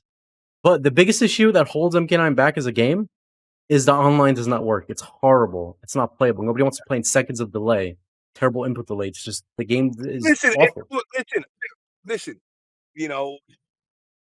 Online, as contrary as people think, online is new technology. I don't care if it's GGPO or PvP, whatever it is. I mean, I tell you right now, I've played motherfuckers in Tekken 8 that I felt like I was underwater. Yeah. And it's intentional with them. That's I've never understood, you're so hooked on wanting to be, Tekken God level that you're willing to play me and fucking tweak your fucking Wi-Fi on and off constantly so I could fucking lose. Now, somebody like me, where you lose out is you're talking to a motherfucker that's been playing online since the early 90s, late 80s. So I'm used to playing underwater and that being our norm. And I'll beat them and they'll be like, you made somebody mad in Tekken 8 when before the screen's already, they're sitting there hitting rematch button like a million times. Oh, this is bullshit. I'm like, yeah, but you were a cheating motherfucker. I'm used to playing underwater. But the technology is still so new. The bandwidth issues that society still currently has will always prevent this game from being like you're playing on a LAN or fucking face to face. It's never going to get to that point. So you're going to get the broken shit basically because of the internet connections. And that's an issue that's not technically patchable. You can't patch the internet's infrastructure. You just can't, So did MK9 have shitty netcode? Yeah. Did you not play it online? I did. I did too, but that's because back then we had nothing better. So we were kind of like, just like when I was playing the 3D MKs online, like it was awful, but there was not much else we could have done but play it. But the thing is, imagine MK12 today had the netcode MK9 did. How many people do you think would be playing MK12 with that netcode? Probably a lot less. This is what Dave is not understanding. They play it just as much. They would play it just as much because if that's all they have, we could bitch about it. But at the end of the day, you're left with two options: play it or don't. And if you don't have no fucking neighbor that's like, hey, let me come over and play with you next to you, you play online or you don't play at all. Well, James, most people at that time played MK9 offline anyway, right? So, because obviously it's a different era, right? We're talking about almost 15 years ago. What Rio will not tell you is that that's not why people quit the game. I can tell you why people quit the game. I was there. People quit the game because the game was garbage. People didn't want to get hit by Cyrex into 100% combos or deal with Cabal or instant air gas blast, fucking or deal with like Kenshi and he had half screen armor that was plus 10, Lord no, and then you can't get in. Even for my character, a lot of people didn't like the Freddy matchup because it was impossible to get in. That's why people quit the game, not because, oh my god, we should GGPO so we could do more of this. This is so fun. Like, look, Dave is half right here. He's not telling the truth. Look, a lot of people during MK9, a lot more people would have been playing if they could play the game. Yes, there were a lot of locals, but there were also a lot of people that were left out that couldn't play because the netcode was so bad. Here's the thing about some of these games. You have to accept, if you like a game as much as if you find it fun or whatever, yes, games are about high tiers. It's just how it is. I don't think there's many fighting game many fighting games out there where in tournaments, you just see a bunch of low tiers fighting each other in top 8. That's probably not true. So while MK9 is very unbalanced, I mean, at least there were more than one character. Like there's some other fighting games out there that are so broken, there's only one playable character, and that's it. Like at least MK9 is not that bad. Now let me ask you this though. Let me ask you about this: character loyalty or play to win? Depends. If you're trying to make money, I guess play to win. if you're a competitive, like, I've never understood it. And I remember with CD Junior back in the day having his character crisis, and it's like, I mean, listen, you're talking to an idiot that played fucking Baraka, so it's like I picked it only because, and the funny story is the only reason I picked Baraka is nobody at VSM played him. So I was like, well, one day one of you motherfuckers are going to get a matchup with this jerk off character. Yeah, for good So at reason. least I want you to be prepared. I want you to be prepared. Well, still my up four of death was pretty mighty. I can't believe you were But hitting people with that too. That was hilarious. but it's like if you're a competitive player, like listen, I have a rule. I don't use girl characters. It's just a thing. I'm not anti-women. I just never liked them. But if I'm playing the original MK2 against somebody and I'm being competitive, I'm using Melina. Yeah, I know where Yeah, in I that know game you you kind of would. have to. And it's like now what Dave was saying also, and again going back from MK9, going back to the originals, the variable that's changed in Mortal Kombat that will always make it harder to balance this game. When you played the original MK games, okay? So I'll just use the original MK1 as an example because it's the least amount of characters. Raiden, Kano, and Johnny Cage all shared the same exact jump punch. Sub-Zero and Scorpion had the same exact moves. Now, when I say the same exact moves, not only do I mean like jump kicks and jump punches, but the in close moves. See, now when you get close to somebody, holding back and hitting a button, or holding forward hitting a button, or holding down and hitting a button, all have different effects specific to that character. Back in the day, it was all the same. Nobody had, in close moves that were different. They all were the same fucking thing. Sub-Zero and Scorpion, in close, you hit the kick button, they both knee you in the stomach. Kano, Kano with a high punch, he would headbutt you. Johnny Cage would give you a back elbow, but they were the same moves and basically the same frames.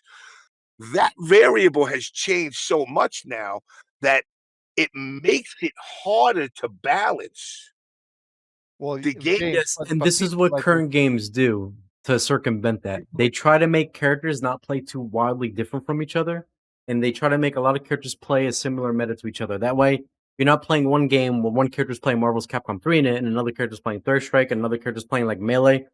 If you look at a lot of the current fighting games out right now, there's a system that they kind of follow and play around, and that's how these new developers give the illusion that these new games are so much more balanced, but that's because they have everything play around a certain meta. That's what they achieve.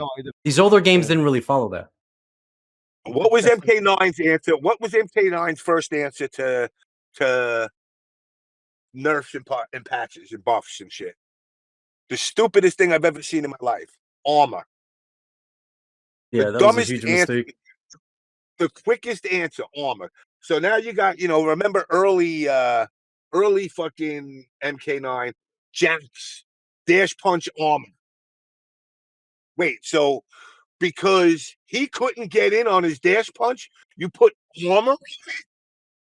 Yeah, Now I can't Nightwolf and a step few others against. were given armor too. They didn't have that before in the beginning of MK9.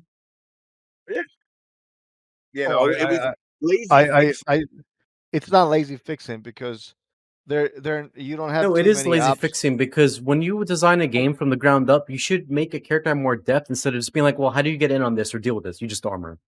When you add a variable like that, it lessens the whole experience when it's like, well, you could just armor every time. And that pigeonholes a lot of different areas to use it. Whereas if you design a character like Nightwolf and give him ways to get in, give him other ways to get around this stuff, now you have a character with more depth because now they have all these different options in all these different cases. Whereas before it's just, well, you could just armor for option 1, 2, 3, 4, and also do it over there for 6, 7, and 8. That's what James is trying to explain. Street Fighter has had invincibility for as long as, I mean, the game is since its conception. Tekken has had an elaborate like wake up system since forever. MK's defense is not legacy and has been very questioned, right? We played Deception, which essentially had no wake ups, right? You were just like essentially guessing nonstop 50-50 over and over and over and over again. MK Armageddon added a wake up system, but it was still a broken game in other aspects. So defense has to exist to some extent. Like you'd have to, you add a wake up system, or you add armor, or you add invincibility. Like something has to exist. Yes, we're not saying defense shouldn't exist. We're saying having armor is the laziest band-aid to pretending there's defense in the game.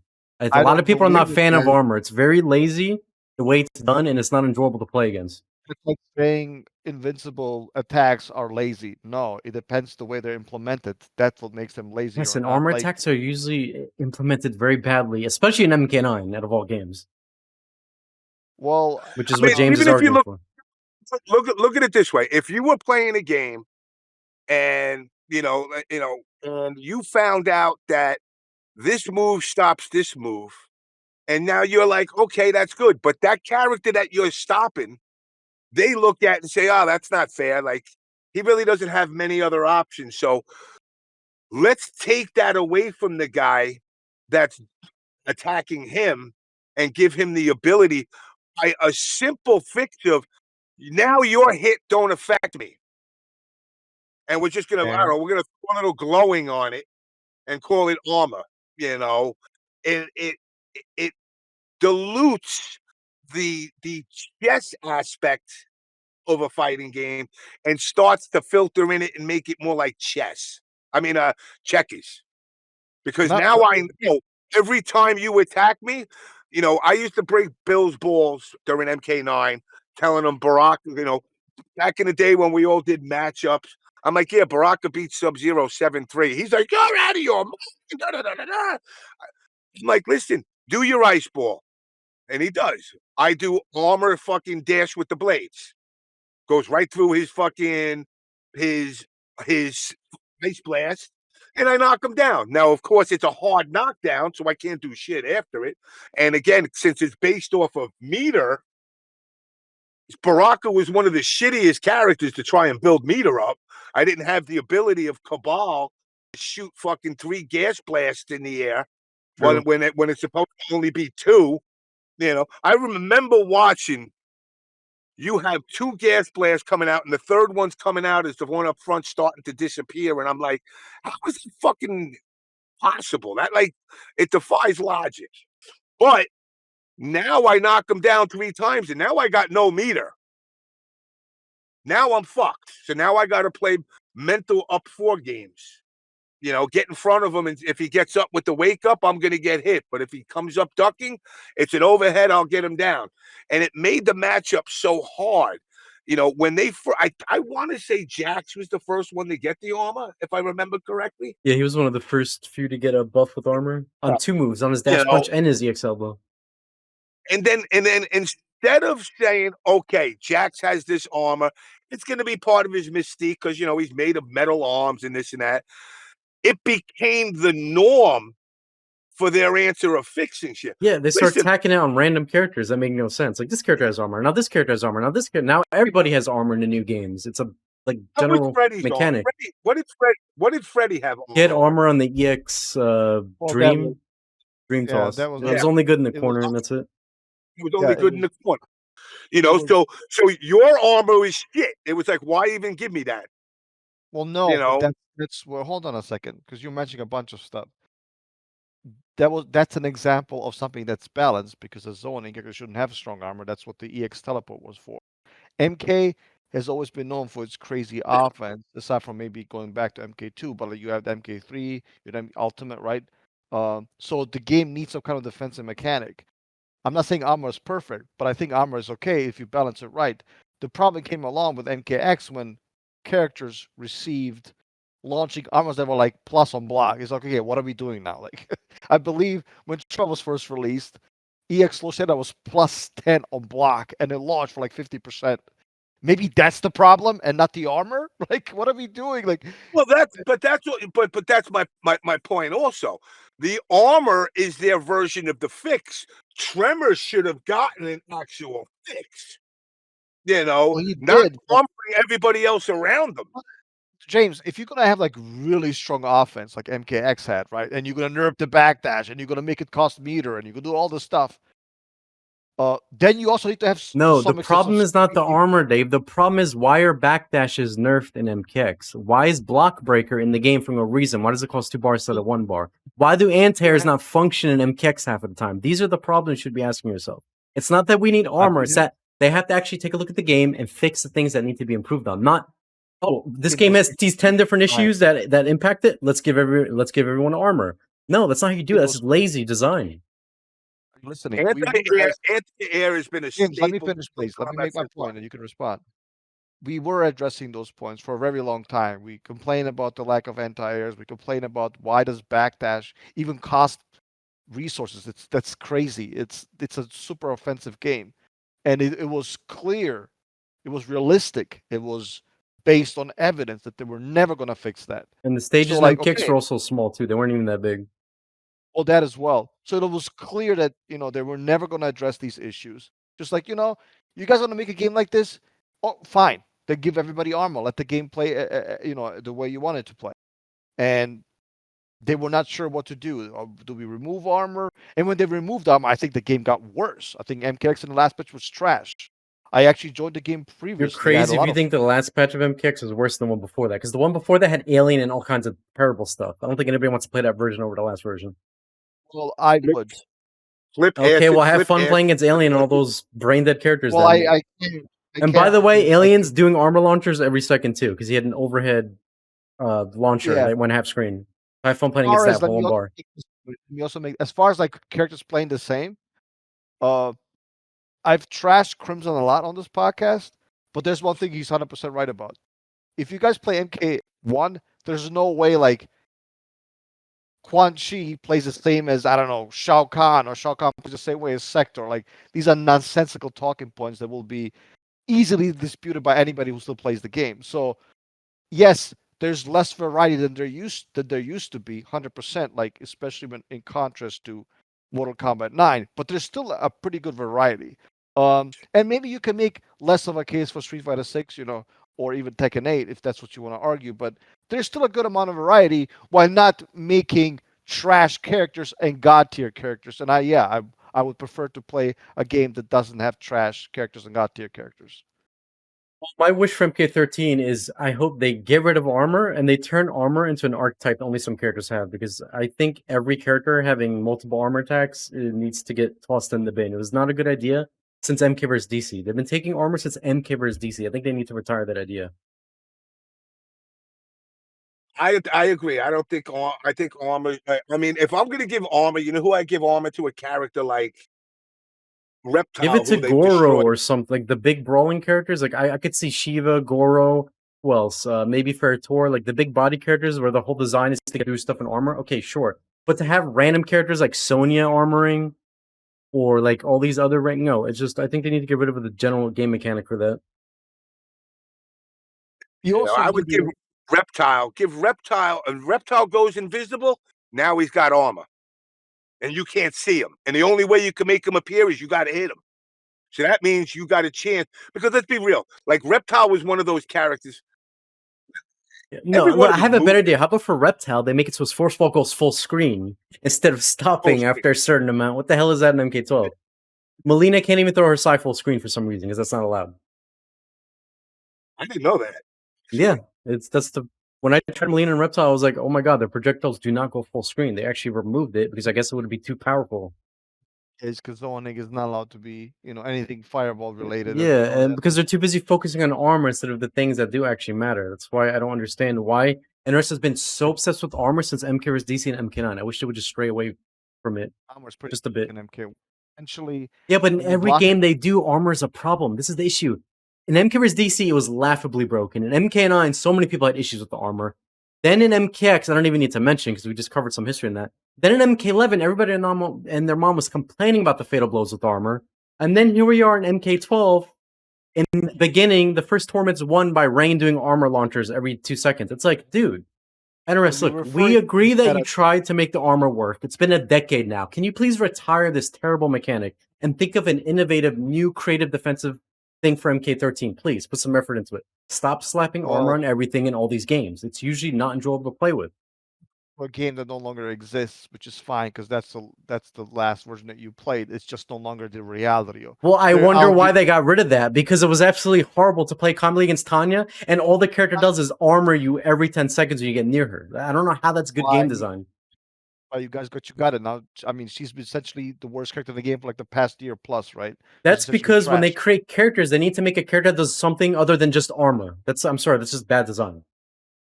They got to put some effort into characters, man. Tanya could be doing 20 different things, but yet they just want her to do an armor attack. I don't understand. She's such a creative character. There's a way to balance armor. They've already done it. It's just that they have to follow the examples and not like, No, we do not need this in MK13. I'm sorry, but whatever they have in MK12 that they fixed for this game, that's fine. Leave it in MK12. Yeah. MK13, we do not want that from MK12 and MK13. Well, I will argue the opposite. I think the more armor, the better, as long as it's then you can continue to play MK12. We will play MK13 and we'll play like a new game because we do not want MK13 to play like MK12. I think armor is good as long as it's balanced right. Obviously, if you let one character do literally armor every 5 seconds, that's a major balance problem. In my opinion, they need to go back to the drawing board. If they want to have armor, that's fine. However, armor should only be attached to 2 things, in my opinion. Either to an X-ray, which they can bring back, or to character archetype. But it's for making a general game mechanic, I think they need to stay away from that. Well, considering that these games are highly offensive nowadays, by the way, it's not just Mortal Kombat 1 that I accused of this. They're all very offensive. Right, but you seem to always associate a game being offensive meaning you have to have armor. You don't have to do that. If a game has very strong offense, then you can also have very good defense. But why does the defense always have to be just armor? Why can't it be other forms of good defense? Like very strong anti-tank, very good backwards movement, push block, and there's so many things you can do. You don't have to just fill the game with armor because the game has good offense. That's just lazy. I mean, listen. What's your opinion, Dave, on Tekken 8 and the fucking heat carry system? You like that? Oh, I love the game. I think it's the best Tekken game ever made. Do you like that carry system bullshit where you heat and then push them all the way to the corner and tap them into 50-50s? That when the characters are on this wacky XY axis, it makes it even harder to guess. And then you wind up eating like 75-80% damage just because they. By the way, before Dave says anything, I've heard nothing but people complaining about Tekken 8 in the direction it went with all the armor and 50-50s. Your question, let me answer. You're complaining about Tekken. You're talking about Tekken, complaining about being carried to the wall and mixed up. Is that your complaint? Yes. Okay, welcome to Tekken. Why? But Tekken used to not be like that. That's James' point. In Tekken Tag 1, there were no walls. Tekken 1, 2, 3, it didn't really begin until 4, where you could carry that much. Actually, if you play any of the old Tekken games that have a wall, like Tekken 5 DR, Heihachi did 80% and still mixed you. Wait, hold on. Dave's missing the point. James not saying is this good or bad. He's saying these designs that have kind of made the game worse in a way. Do you think just to innovate things for the sake of innovating new mechanics like armor, is that really good for the game? Sometimes it's not. Sometimes simple is better. Does Tekken need to be coated in armor and 50-50s to be a good game? Probably not. But it is coated in armor. A lot of these, like, I main King. Kings, I don't play King traditionally, and that's on me. Like people are like, oh, you don't play it like, like a King guy. Well, I don't want to be this. I don't want to be, model snap together fucking King player. I like to make you think because you think, oh, here comes another King, so I'm getting ready to get a million throws. No, I hit you with unblockables nonstop. But like when you watch good King plays, and again, I'm not taking away from the skill level of players, but when you got King players, for a fact you're going to get every one of these players to hit you with a stomach punch, kick, punch into heat mode, punch, power kick into something else that drops you in the corner. And now I'm going to come at you with another version of a 50-50 off it, leaving you guessing. And it kind of goes hand in hand with like going back to Mortal Kombat. And hold on, Boone's hold on. Whoa. You mentioned a bunch of stuff that's completely inaccurate. There's no such king. King is very weak 50-50 mix-ups. His mix-ups no, come with no. I'm talking. These aren't mix-up. You're already in the air. This is a juggle. So yeah, Tekken has always had long juggles. Like, welcome to Tekken. Like, why is this controversial? If you don't like the game, go play something else. Like, I don't understand. I don't know if I'd say The- Tekken the always had juggles- long joggers. I don't remember Tekken Tag 1 having 20-minute combos into walls, rinse, repeat.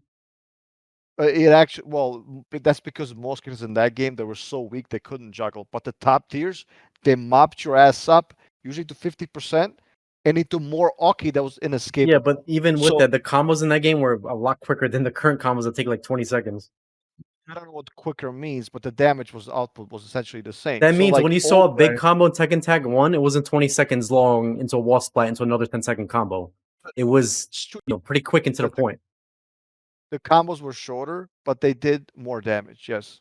And also the backlashes were completely broken. Like, you couldn't So now catch let them. me ask you this: shorter with less damage, would have that not been a better solution? I mean, it depends. If I don't care about this topic, I don't think it's that relevant.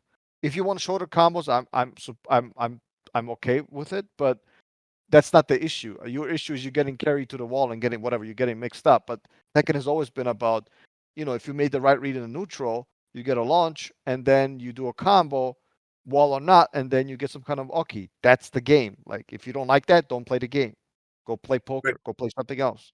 but the point is that combo system is the same shit when comparing it to Mortal Kombat with the armor, where you're making these games not fun for people.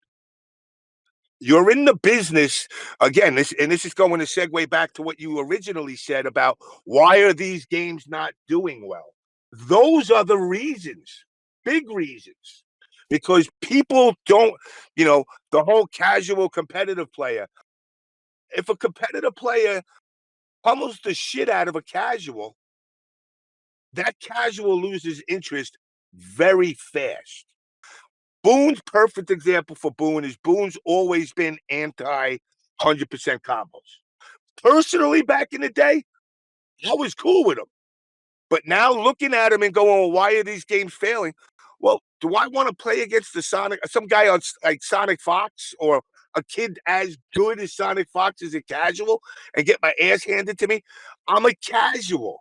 I just want to Well, have you fun. wouldn't in a proper rank system that Rio advocate. You wouldn't. Why would I play Rio in Ultimate when I know he's better? A rank And then system would prevent that. and, But here's and the thing. I a think the disconnect here is some metas are enjoyable to play, some are not. Like, for example, in Tekken, I don't know if Tekken 8 is like this now, but getting hit by a random mix-up into an armor, then you have to guess wrong again, and if you guess wrong, you lose. That whole aspect of you playing there into one coin flip and losing, that does not feel like thrilling and fun. Like, ooh, I can't wait to play next match and be put in that same situation. No, that's not enjoyable. Well, it took almost 2 hours and 15 minutes to get to this point, which is, yes, We were talking enjoyable. about the meta the whole time, and this goes to MK with armor or games being certain around. Look, Let me finish my kind of point. I'll missed be the quick. point. The current meta, hold a on, lot of fighting games. Let me finish. Yeah. Let me finish, and I think you will approve of this. It took almost 2 hours and 50 minutes to get to the point. Is when you say enjoyable, fun, that's subjective. I think zoning is fun. A lot of people would, if they could literally strangle me for what I did with Freddy, they literally would. People walked out of my apartment because I armored them at the right times with Tremor and MKX, and I took away 50% of their life. They were furious. They were like, "This is fraudulent. I fucking hate this game. I never want to play you again." So I thought it was fun, right? But for example, anti-zoning with Smoke, I trashed those players. Obviously, a lot of it was in jest, right? But a lot of it was serious. So fun, um, enjoyable, entertaining. It's all subjective, right? This is such a And terrible comparison. Holy hell. finish, please. I'm almost done. So the point that I now make is that it's not that MK11 was this trash game, even though to me it was. It's just a matter of preference, right? I liked MKX. I played it for what it was, especially when it had armor. I liked it. Certain people like you loved MK11. Well, maybe love is too strong, but Never you said I liked it, right? loved the game. I just thought it was better than MKX and Injustice. Fair enough. So you have your preferences, right? And I think and I think you're justified. You're entitled to have them, right? So it's a matter of preferences, what you like and what you don't like. It's the 5 topics in your video that you mentioned. Those are undeniable, right? We want all games. I Dave, don't you're give a missing damn. the point completely. You're going off being subjective, opinions, preference. We're not talking about that. We're talking about at the end of the day, you have to be able to see what is good game design and what is not. And I'm going to explain to you. Getting put into a back row vortex where you have to guess 2 times and you're not interacting. The thing about fighting games, what makes some fighting games more fun than the other ones is when you have 2 players interacting with each other. What James is explaining is when you get put into these situations where the whole interaction is, hey man, I'm going to flip a coin, heads or tails. Oh, you guess wrong? I get a combo, you lose. That's not interaction. That's not good fun. They have to design games in a way where it actually feels like there's skill involved and you're playing a fighting game, not where you get put into this one-dimensional, one mix-up, one aspect that's super repetitive in almost every round. That is called bad game design. This is why no one defended Back Row's Vortex. No one defended Quanchi Tugging once it makes you up 4 times. You can argue for the player that is fun to do, but when you look at it, it's really not good. You're not interacting. It's terrible design. You have to make a fighting and be about playing the game, actually. Back row problem is not the fact that she has a vortex. That's what makes her unique. Her problem is the fact that she has a teleport that on wave recovers instantly. She can get in very, very easily. Dave, that's part of the problem because you don't understand. If back row didn't have the vortex, nobody would care about getting hit by a teleport. You understand? It's everything together. So you want her to be a generic footsies character? Like, what do you want? I don't want her to be anything because Injustice 1 can stay Injustice 1. What I'm saying is for the future, when I talk about games, I'm talking about what MK13 will be. We do not need to be MK13, be this army simulator, or be this, you get hit by a mix-up 50-50, guess again, you lose. No, we do not need that. We need the game to be designed good from the ground up, to be interactive, to feel like you're playing something enjoyable and fun on both sides. There was nothing wrong with back row, aside from the fact that she got in too easily, and that was because she now has, essentially she's one of the best mobility characters with the best vortex in the game. That's again, it's like giving a zoning character the best offense in the game. Well, what do you think is going to happen?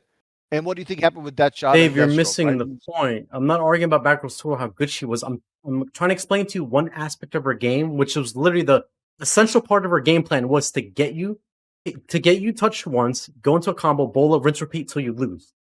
That aspect of what you put your opponent in, they're not interacting with you at all, aside from guessing an overhead or low for like 20 seconds straight. That's it. That's not enjoyable gameplay. You might as well flip coins and call heads or tails. I think that's okay to have if she didn't get it in easily. That's okay to have if you make it about skill and make it more interactive than how it was put into the game. It would be more interactive if she didn't get in as because essentially she could just teleport like an idiot, and if she guesses wrong, it doesn't really matter because when she does get in, she can literally kill you. And you may do a 30-40% combo when you guess right, but like that's not stopping them from teleporting like an idiot. Like that was the issue. There's nothing wrong with having a vortex character. Dave, I think you're missing the point. There wasn't that, oh my gosh, you could teleport like an idiot left and right. It's the fact that if you, in your mind, you know that if you get touched by one teleport or one jump in or one whatever, you're going to be put in a state where you're literally not going to be playing the game until you guess right. And you may not guess right because guess what? She has unreactable 50-50s. That's the point. I don't know how this is going over your head. You're talking about the teleport, all this. I'm talking about what the issue is. It's that aspect. You want to have a fighting game be about 2 players interacting, not one player doing something so brain dead and the other player's only option is to call a heads or tails. How is that good gameplay? It's basically telling the other player, watch this. Yes, we don't want to be playing a game full of cutscenes. Hey, watch me do this back row combo for 10 seconds. Oh, wait, I'm not done yet. Heads or tails? Oh, you called heads? And now I got to do it for 10 more seconds. Oh, you're dead. Want to play again? No, bitch, I don't want to play again because that was probably the most uninteresting, dry, unoriginal gameplay ever created. Anybody off the street can design a game to play like that. This is the point. Do you now understand? No, I don't. And Dave. this being what your original question to me is when you were talking about the evolution of the game and how it's being received and everything. This is the very reason why the games aren't doing well. This is like games devolving, basically. You asked me better than ever. All of them. Tekken is doing better than ever. Dave, Dave, You can said you let it- James talk real quick, and then we'll look. We're gonna take turns. James go first, then Dave respond. you said from the beginning that you liked with the fucking with Freddy with the claws. What if I was able to fucking with Baraka use my blade swipe and knock the claw back at you and force you to, and now you got claws coming back at you. Would that be a good fix to being spammed? I don't know what that means. So It means if you you're- give Baraka a projectile reflect, that complete counters your zone, and you can't zone Baraka anymore. Is that good game design You know, by completely I- eliminating that's- one thing one dimensional? I have What- evens on the game. Baraka's that? issue in MK9 was the fact that his offense and his getting tools didn't match the meta of the game. If that's how obviously, if that's how But you, and I understand that, but I'm saying, do you think it would have been fair that Baraka would be able to hit the claws that you throw at me back at you? And if it hits you, it hurts you. I mean, it would be okay by me, but that's not the way I would. But then design you the literally game. can't zone Baraka.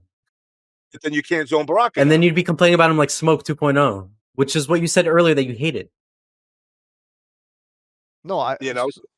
Smokes. First of all, Smoke is a character. You talk about a character who does 100% combo. That's what I was complaining about. I wasn't complaining. Oh, about I the thought you were talking anti-zone. about his anti. Okay.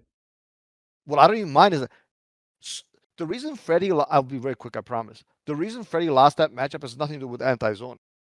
It has to do with the fact that in the neutral, Freddy lost so bad because of the smoke bomb. So it doesn't matter what you do. Spike, projectile, can't jump, obviously. Can't do anything. Like, he just throws a smoke bomb. Freddy has no advancing forward moves to deal with that. Like, no matter what you do, he trades and he combos you. What do? You can't do anything. That's the reason. It's not because Shake can be spiked. He loses. He does his movement stuff in the air. You can do stuff. That's the reason But why he Dave, lost. you're literally making my point for me because this is what you're explaining to me. It's not fun to play against a character where their mission is to hit you once, get 100% combo. No, it's How not is that fun to play interactive against- for the opponent? Do you see No. the problem here? That's another issue. It's either the vortex nonstop or get hit once and lose a game. That's not interaction for players. That's just someone doing one thing, getting combo, and you lose. How is that good gameplay again? That's why these new games don't have one touch 100% combos anymore. They got rid of that for a reason. Who's looking for You know, 100% combos? Who's You saying were that? you were and still are to a degree a competitive player.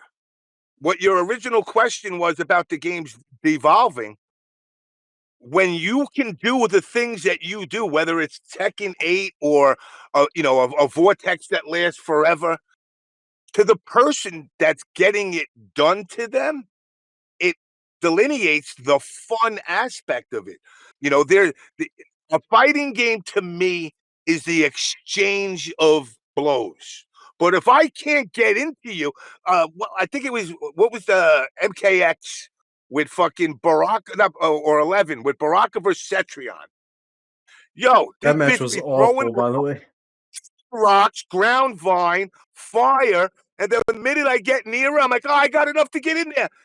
Bitch, She has a teleport 1-bar to the other teleport to go across screen. Yeah, you can never catch her. She was super broken in the beginning. I can't catch this girl, and she's chipping the shit out of me. That's just, again, the fun aspect is not there.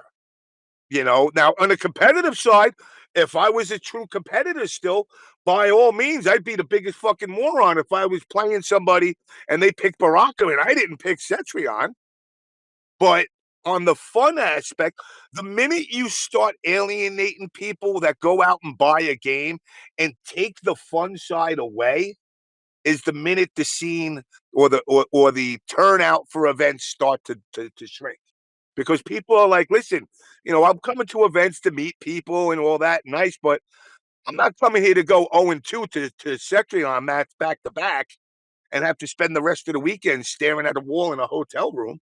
Yeah, ultimately, You James, know? this goes hand in hand with good design versus bad design. Chun and Vanilla Yeah. from Killen was bad design. I don't know why. Because it was so brain dead to do a teleport. It took no skill to do, and it did so much. That's the problem. Just like Back Row's Vortex, or a character like Smoke touching you once, doing 100%. Things like this, you got to make a fighting game about interaction. And yes, these new games that are out now are more balanced, right? Than the older games. They have more 5/5 cross 4. But the problem is, some games like Tekken 8 do it in a way where it's just unenjoyable. Like getting hit once, then you have to get some mix up, then you lose, or like MK12 in the beginning, where you get next to a character and they're just armor. That's all they do because that's all they were designed to do. That stuff is not enjoyable. That's called bad game design. I don't know why Dave doesn't understand what we're saying when we're talking about what bad game design is. It's not about balance or this and that. It's about, is something good for the players? When you have two people fighting each other, do you want it to be about skill or two people cheesing each other with some terrible design? Well, you insinuated earlier that, I don't know, these games nowadays are less about skill because you said in MK9 that the I'm game not required saying more they're skill. less about skill. What I'm saying, MK9 had things that were brain dead in that game. Cabal's armor is one of the most brain dead things ever. That's like, I don't think so. I think that's what makes the character unique, and I actually so like you that think about the someone character. throwing a projectile mid-screen, you being able to have all day to see it coming at you and then armor instantly because you have armor in one frame with Cabal to full combo them, put them in a restand into chip? That took skill, really? Cabal, I mean, come on. like sees a fireball. Cabal sees a fireball coming from the other side of the screen. He sets the You could table up armor towards most the of them bird. with EX Nomad Dash, and then you get a full combo into restand into like that's called bad game design when it's that easy to do. If a Cabal player at the mid-range could react between Spike, Freddy Fingers, glove toss, and nothing, and you can literally, I will shake your hand as I shook your hand when you beat me. That is 100% all skill based. Dave, you're missing. Okay, then Dave, let me ask you, since the point isn't being made. No, there's a huge disconnect. Let me just say this: what, in your opinion, is good game design? What should MK13 be around? Tell me. Should it be around Vortex's armor? Like, what is your ideal? How MK13 should be? Should be a great game that would grow in the whole FGC. Well, like, I'd rather hear what you want for the game to be, rather than me trying to explain to you what good design is and not bad design, because you're not understanding. You want me to tell you how I would like? Yeah, what is to you considered good gameplay, which is what MK13 should be around? That should be the meta, and that's how it should be played. Let's go by MK12. Let's go by that. I like some of the deeper character designs, like for example, Geras. I like Kenshi. I like Kung Lao as the zoning basis. I think that's the way to go. I think they're deep. They usually have multiple stances. They're not scrubby.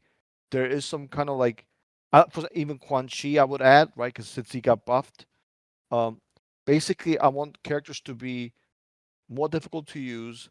I want them to be more engaging for the player playing the character, as well as more engaging, for the player playing against the character. And I think, dude, then you're disagreeing with what we were saying earlier, but you weren't understanding. That's what we're saying. We want fighting is to be more engaging, more interaction for both sides. Get rid of this brain dead game design that's in there just to make it so developers can look like they're balancing a game by having the most lazy designs intact, like armor everywhere and 50/50s everywhere. Look, Enshi is deep. I think one of the deepest they have ever created for MK, any MK game, right?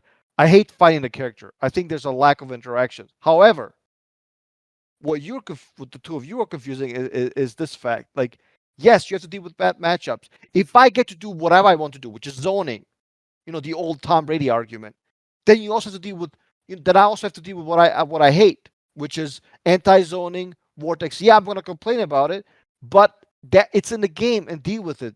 But I'm not talking about the play styles that are present, like zoning. Like, here's the thing: you could have zoning be in the game and it's good design, as long as it's not like Deadshot from Injustice. You could have offense be in the game as long as it's good design, as long as it's like not the brainwave. You could have vortexes in the game as long as it's good design, not like Batgirl. That's my point. We're not talking about having play styles or not. It's about how the game is designed to be a certain way, where it enforces to be more about skill and you interacting with the other opponent. It's about not diminishing that, because when you make a game about less about skill and less about being able to interact and play against your opponent, then in a way that makes the game unenjoyable to play. And you never understood zoning in the 20 years they've been playing fighting. Zoning usually implies that the one player is doing more things than you. That's why zoning is zoning. Like, obviously, like, how do you not understand this basic concept? Wait. So now, hold on. So now, with that example, as far as the zoning, so are you telling me? And I'll go back to Street Fighter 2, the original. So are you telling me Ken and Ryu throwing fireballs at each other for fucking 99 seconds is good gameplay design? It isn't. And I think interactions need to be maximized, but to make the point that they will be equally maximized is just inherently not true. Like, because yes, let's talk about the game that you just quoted. Like, the way Street Fighter Turbo, the very last version that's still played to this game, is designed is in certain matchups. Yes, Dawson from far range gets to do whatever the hell he wants, and when Zaggy gets in, then he gets to do whatever the hell he wants, which means Dawson zones and then Zangy vortexes. Yes, that's the game. You don't like it? Go play poker. Are you offended? Then fighting games are not for you. You have to deal with the opposite spectrum, right? I'm a zoner. This guy gets in. I get my ass kicked. That's what it is. You don't like it? Go play something else. Can I ask you? Wait, hold on, Dave. Can I ask you a quick question, Dave? What is the whole point of patches then? I thought the whole point of patches was to improve a product and make it better than how it was before. So your logic of this is how it is, move on. The whole point of patches in these new games is to make the product better, not for one person, but for everybody playing it. So this whole, you don't like that Tekken's 50-50 simulator armor? Go move on. No, people want the game to be better. They want to play Tekken. You asked a question. I don't know what that means. The point is, you're telling people basically to pack their bags and leave. This is how it's going to be. Then what is the point of patches? I thought the whole current climate of new fighting games is to constantly be patched and be improved as time goes on to make it a better product. That defies what you're saying. Then your argument of if you don't like it, then leave. Like what? That's not what I'm saying. Usually, the point of patches is not to quote unquote make the games more balanced. It's usually to switch the meta. The point of patches is not to make the game more balanced. So what is the point? They don't want the game to be improved with balance. Really. Because it seems like most of the patches do that. Actually, they don't. I would argue most patches make the game patches don't make the game. They don't try to make the game better balanced by improving certain characters they're complaining about and nerfing other characters that. This is one of those moments. This is one of those moments where I could say you're both right. Yes, the patches is supposed to be making the game better, but in NRS's case, they fail at it 99.999% of the time. Well, James, I think most, like for example, you will agree with me when I say that MK11 patches actually made the game less balanced. Would you agree with that? Yes, because in a way, when they were balancing MK11 back then, they kept nerfing characters to a degree where it's almost like they didn't want you to pick a character. So in the beginning of MK11, you had all these top tiers. You had like top tier Johnny, top tier Cassie, top tier Aaron, top tier so on, and a lot of them were getting nerfed to the point where it's like, wow, you just made this character mid or low tier. Now there's no reason to play this. I'm just going to keep playing the current top tier. So in a weird way, depending how they patch the game, yes, they could, to go what Dave's going on, make the game better. But that's not a problem with patches, actually. It's a problem with what they're doing. When you're trying to balance a game, you should never go to a point where, hey guys, we buffed Havoc, we heard he was bad. Oh, oops, months later, we made Havoc too good. Now we got to nerf him again. It's like, dude, you guys are going to the point where you're defeating the point of having patches. You can't be doing this cycle over and over and over. It's like, if you don't understand what you're doing properly, then you should probably do it more careful or not do it at all. Like, it's dumb to see a character be buffed and then have them be nerfed literally less than a year later because they were too strong. Like, that, to me, is just wasting resource on the game that could be used to make it better in other areas. Well, again, I think the concept of patches, like aside from like the obvious was, removing glitches, infinite combos, et cetera, like something that's so powerful that obviously needs nerfing. It's not the point to balance. It's the point to switch the meta. That's the point of patches. And you think a game in its third or fourth year, you really think it's about balance? It's not. It's about I don't know what you're talking about switching the meta, because there's a lot of patches come out for games they don't switch the meta, and it's still the same. Like every patch from KX, the game was still 50-50s. At the end of the day, the game was still all mix ups and being in your face. Yeah, I think it's a nerfed game with less defense, more offense, and that was a mistake. Yeah, but they also nerfed offense a lot. They removed some overhead straight up. They just removed them from the game. True. Delete. Yeah, they straight up remember Devore's insane overhead, the 4-2, the moving over her box, where she extends her limb or whatever it's called. That used to be an overhead, extremely quick. They completely deleted it. Now it's a mid. They just got rid of it. So to say that offense is a nerf is crazy. The game Tremor, like now, because the armor is a lot worse, at least for a lot of the characters, not all of them, of course. The characters will still have armor, but obviously they're still top tier. But like Tremor can do like 2-1-4 into like EX Rolling Stone. Now it's +8. And if you don't have armor, guess what, bitch? Bro. No, I get what you're saying, but here's the thing with MKX. I don't want to like talk mainly about MKX, but the problem with MKX is the patches were wasted effort. A lot of the patches, they tried to fix the answers multiple times, but they could never get it right. Why is it that a game like MK9 released 15 years ago has better anti-airs than a game released 2 games after in MKX? Shouldn't the product new that's being sold to us be superior than the product in the past? Then why are there certain aspects of the game or the balance or the meta, whatever you want to say, inferior to what we had in the past. That to me should not exist. Games nowadays should not have worse, crappier anti-airs than the past. They should be done in a way where they're better, but done so that it's not branded, right? You don't want like an anti-air that goes 100% easy, but dude, we cannot have consistency better in the older games back then that had way less patches than the current games. That to me is a huge problem that needs to be addressed. I wonder if, and I've always wondered this, when it went from 9 to X, because they tweaked the engine, was that the reason anti-airs became absolutely obsolete? And it was like you were almost beholden to like, I either got to do a special move to knock you out of the air, or I got to uppercut you, and those are my two options. James, But MKX was so bad. Sorry, I don't want to cut you off. Yeah, but James, anti-airs were so bad in MKX that was the first fighting game I played aside from Injustice 1 where I knew my opponent would jump at me, and in my head, I had to condition myself to be like, I know they're jumping at me. Yeah, no, I know they're jumping at me, but I have to remember this game does not work like a basic fighting game. So do I want to risk the 50-50 of my anti-air not working, me eating their jump punch and getting full comboed? Or do I just want to block and take the mix-up or try to do something else? That to me is a huge, and how this was not blown up during MKX to me is insane. That the basics of a game, when you know your opponent's going to do, and you have to second guess yourself because the game mechanics are that bad. It's not designed in a good way where it functioned at a core level. Like, really, not even the down twos where you don't even get, I'm not even talking about just the jabs, even the down two anti-airs would get stuffed sometimes in them kicks. And you would read that your opponent would jump you. It was so bad. And they tried to patch it like 4 times, and they never got the anti-airs consistent where it was good like MK9. I just don't understand how can a newer product be worse in some aspects than older games. That to me, that should not exist. I agree, which is the reason why. So obviously these guys at that point, I'm not gonna name any names. They couldn't get it right. So I'm like, okay, it's obvious. Everybody knows this.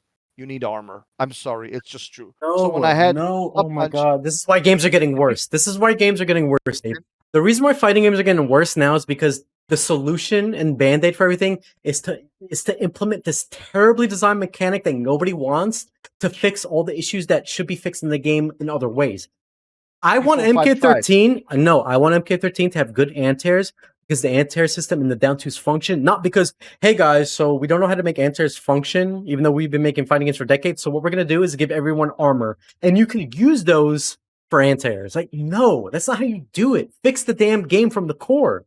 Stop putting these band-aid solutions that make the game feel worse. I'm not disagreeing. I agree with you. All I'm saying at MKX at that then why are you saying it needs armor?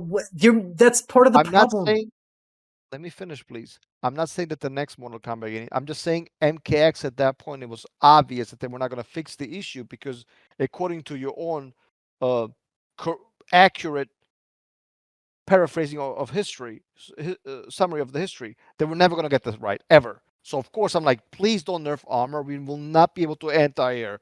Please don't nerf armor. Let me hear the answer to this question. What is the purpose of most of the down twos in MKX? They don't anti-air. Why are they in the game? What do? They're just there to take up memory space?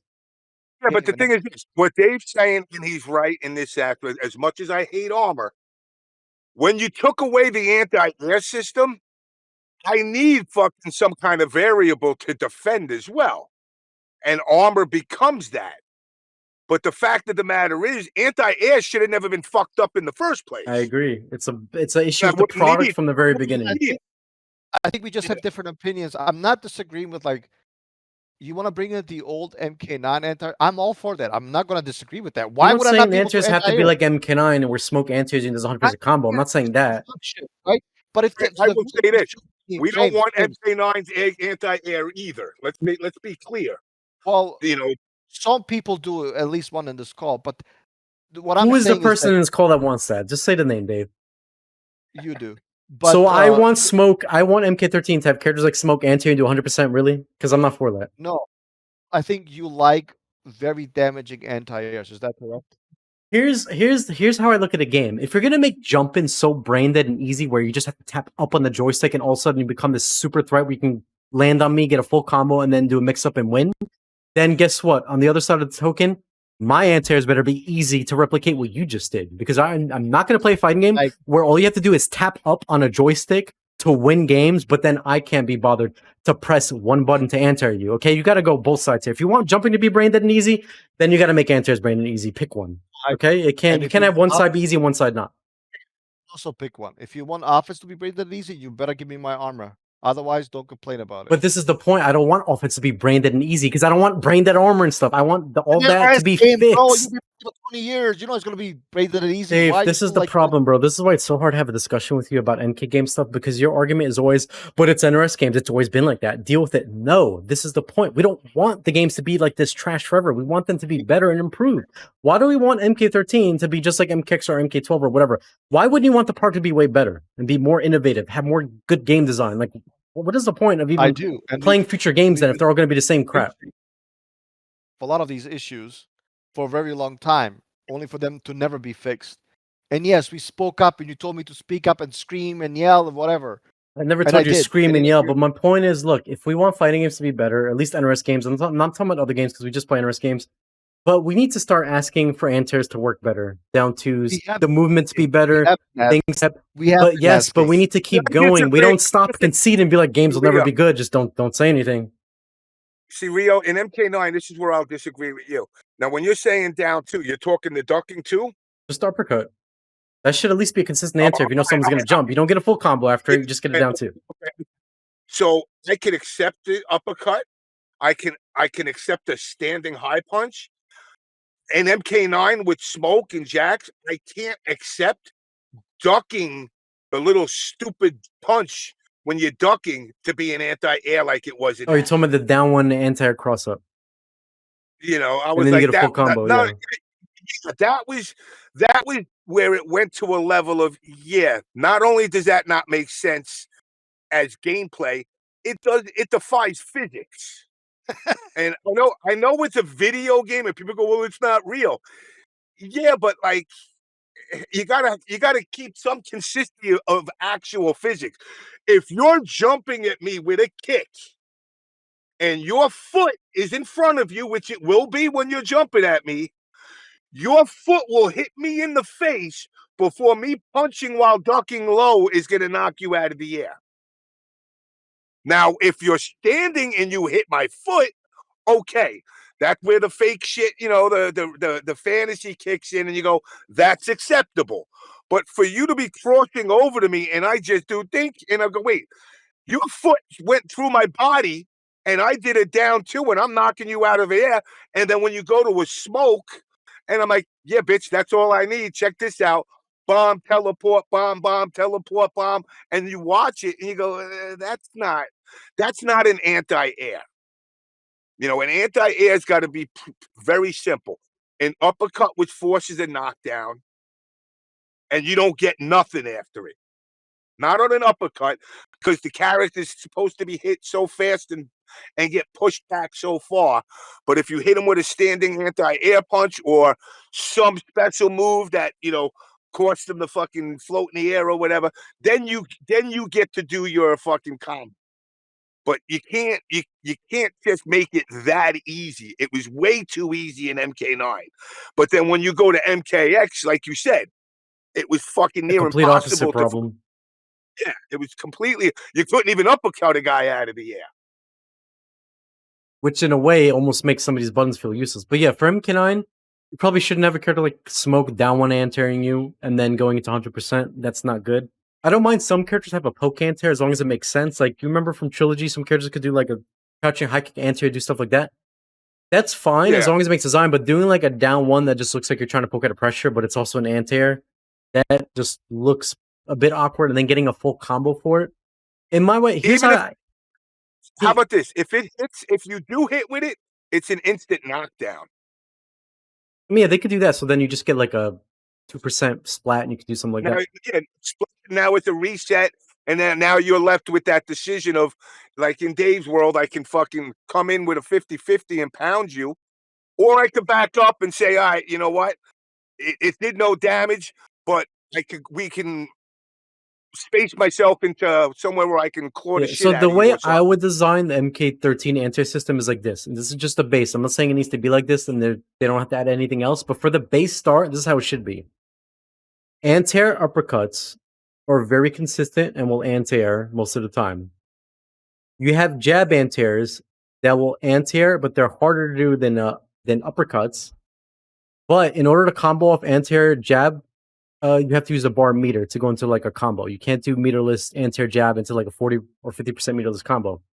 And then on the other side, jump-in punches, you can land them. They're harder to land, but if you land them, you get a full combo. But jump kicks are harder to anti-air, but do not lead to a combo. That way you have risk reward on both sides and you have to choose what you're going for. MK9 kind of followed this to a certain degree. You would have jabs that would usually beat jump punches, but then jump kicks were kind of hard to beat jabs if you spaced them correctly or did them at a different time. But then you had uppercuts that would beat both, but uppercuts weren't rewarding enough because it was just like, okay, I answered you for 12%, I'll get a combo.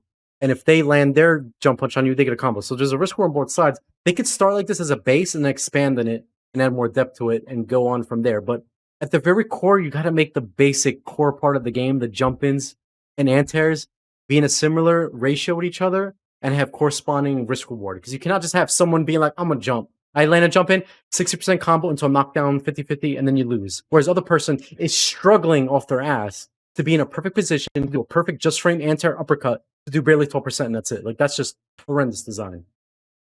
I think that would work. And again, this is core basic MK stuff.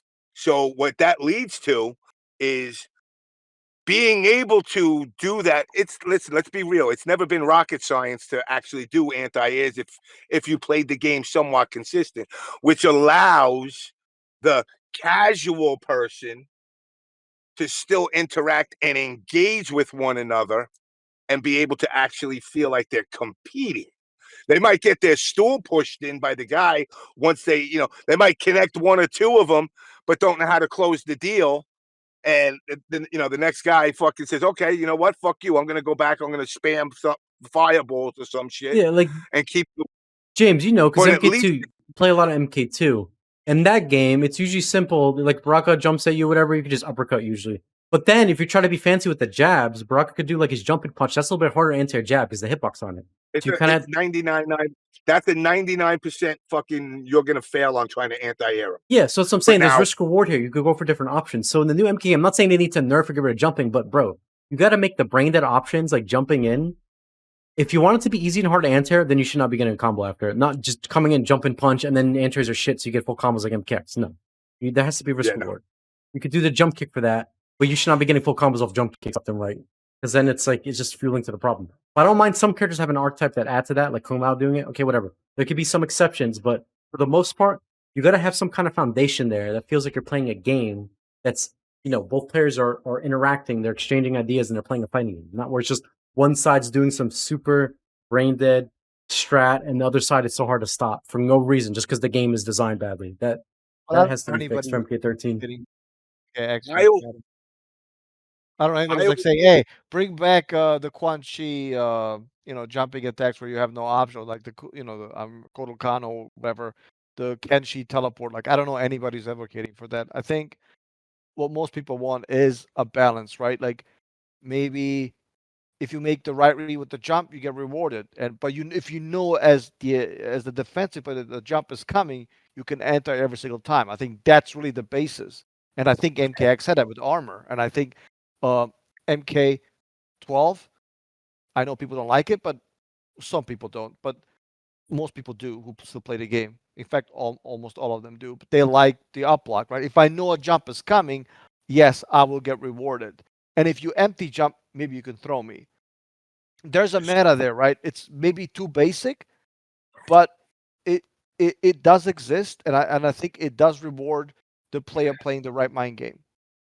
To me, there's too many shenanigans and side mechanics to circumvent dealing with jumping. They need to just make the anti-air foundation work, and that's it. Keep it simple. I mean, I think with the anti-air, and it was one of the things that back in the early design, that I always felt like anti-air should always be.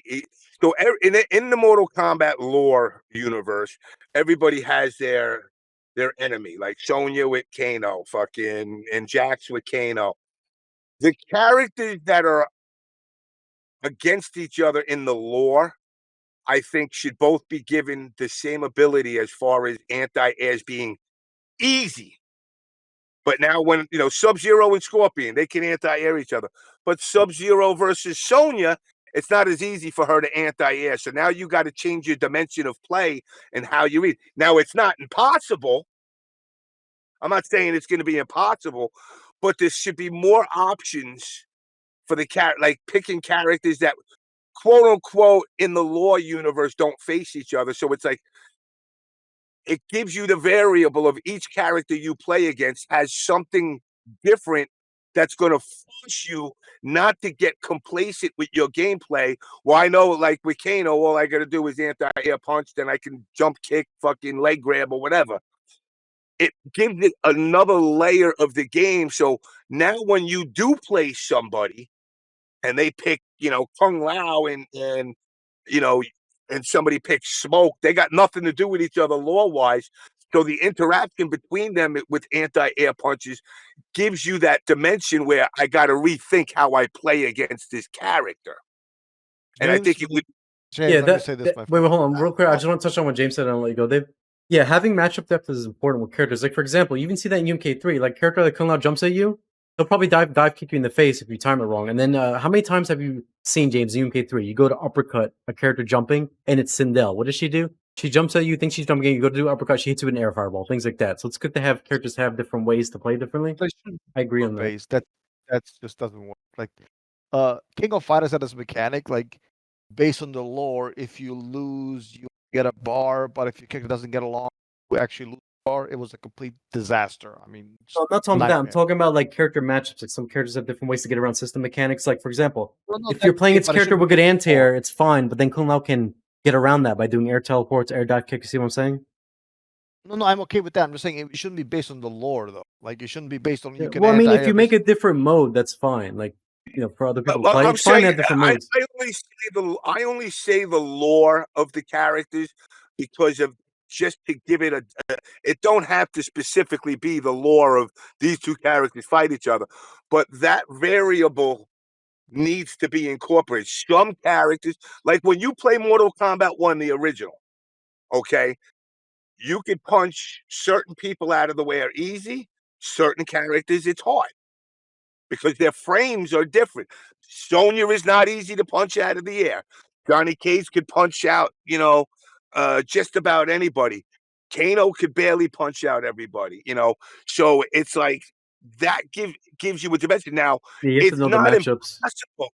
It's not impossible. Like, for example, in Mortal Kombat, to do it in the original, to anti-air punch somebody, what I used to use to gauge when to do my anti-air punch was based on where the character is at the top of their jump versus the countdown timer, because they're always centered around the countdown timer, and you could tell by each character, like, in order to punch this one out, they got to be a little bit ahead of the counter versus this guy is a little bit behind. So it's not just simple. You jump, I punch, you're down. It depends on the character and their frame size. That's going to make the difference. But what does that do with the lore? It has nothing to do with the lore. I said the lore aspect is just something I'm throwing out as far as like trying to figure out who. Many games, it could like Tekken Tag 2, which had like, if the characters got along, they got like rage earlier, and if they didn't, it was just a complete disaster. And I think that type of gameplay mechanic rarely works, and it usually creates more issues than it solves. Yeah, but this is not being used in a way to benefit them. This is just straight up for an anti-air punch. Yeah, okay, so what I'm getting from James is saying is that in some of the older 2D MK games, characters have different hitboxes and animations on their moves. So, in a way, you have to understand, like, how do you interact exactly with this character's jump punch, with your anti-air punch, and so on. What he's saying is, if the game is going to have stuff like that in it, you might as well make it so that it kind of makes sense lore-wise. Like, for example, if it's hard for Johnny to anti Baraka, why not make it so, like, it's hard for Baraka to anti Melina, because they have something, going. So if they could, like, fine-tune it in a way where you could kind of add to the character gameplay and fit with the lore a bit, because the game is going to have that stuff anyway. I'm 100% against that. Okay, but it's going to be in the game anyway, though. It's already in the game. That's the point. Like, if you play UMK3, Nightwolf is harder to anti-air depending who you're playing and depending which hitboxes you have than other characters. What James is saying is instead of it being random characters having issues with other random characters, why not have it be lore-wise? Like, for example, Kano has issues answering Sonya, and they also have, like, you know, like a kind of thing in the lore, like that. Or Sub-Zero and Scorpion have their own, like... Prove everything you've just been saying for, like, the past hour, like how you want characters to have consistent anti-airs, to have consistent... Yes, but here's the thing, though, Dave. I'm not saying this character cannot anti-air this character. What I'm saying is, for example, in MK2, Baraka's hard to anti-air if you do jump and punch some characters, but you could shut that down by uppercutting. So there's more than one way to anti-air. You have anti-air high kicks, you have anti-air uppercuts, you have anti-air jabs. Depending what you're playing against is what you would use more. That's the point. Regular, it adds depth. consistent, normalized. What are you saying? I don't understand. I thought you wanted consistent anti-airs that work this every is consistent time. anti-airs, but it's not every character you don't anti-air jab. It depends on what character you're playing. Some characters you have to anti-air high kick. Some characters you have to anti-air uppercut. So you have consistent anti-airs, but they're different depending on what matchup you're playing. It's consistent, but it's like it'll be consistently. You'll be able to punch Baraka out of the air if you hit him on 3. But when you fight Sub-Zero, you have to hit him on 2. If you follow what I'm saying. No, I don't like it. Because I don't want inconsistency. I think Dave literally doesn't understand what James is saying. That's why. But I mean, James' idea, I think it could add depth and it's good. As long as there's a way to have consistency out of it. What he's saying is, like, you play against Baraka on frame 3 or 4 of his jump and punch, it's hard for Sonya to anti-air that. But if Sonya anti-airs on frame 1 through 3, it's easy. But now if you play Scorpion's Baraka, Scorpion's anti-air is different in a way where if you anti-air Baraka on frame 4 to 5, it's easy. But Scorpion has issues anti-airing Baraka on frame 1 to 3 of Baraka's jump. You see what I'm saying? So there's depth here, but it's different for every character. But there's still consistency involved. I want consistency in my anti-airs. But this is consistency. It's depending on character you're playing that you would have to learn different timings for. So you don't like characters having depth. What? So every character you play against, you want to be able to basically what Dave is saying is he wants every character to do the same thing. So it doesn't matter if you're playing Kung Lao, Liu Kang, Sub-Zero, whatever. You can anti-air this one character the same with the uppercut, the same, instead of having to learn different. I'm saying if somebody jumps at me in Street Fighter, yeah, I can anti-air you because I have an uppercut that's invincible to air attacks. Okay, so you want a shuriken that just works in general. You don't have to know people's jump ins, when to time it, when to do this. Just do it. Yeah, exactly. Okay, yeah, so you would be playing. So you would be playing Cabal, basically. Cabal is that character. You ever jump a Cabal, doesn't matter who you're playing, where you're jumping, crossing me up. Guess what Cabal does? Anti-air spin every time. So that's more of your kind of anti-air. Just one size fits all. You do it every time. Doesn't matter who you jump again, no doubt. Sure, using a character like, I don't know, like a jumping character like Cammy or Kung Lao or whatever. They're still getting spun. Okay. They're still going to get spun when they jump and try to do that. I mean, I wouldn't. Well, they're getting spun because the move is like 2 frames, but I wouldn't want to move to be that fast. Obviously. Okay, but no, I'm not saying that you want Cabal spin, but I'm saying you want anti just answers everything. You don't have to guess on different characters or learn timings. But again, it goes back to archetypes. If you jump with Cammy, you can actually time your, dive kick to in such a way if they uppercut. Kung Lao, yes, Kung Lao does that in the MK game. Do we understand what you're saying? Yeah, exactly. So that's what I want. James wasn't advocating against that. You're just not understanding what he's saying.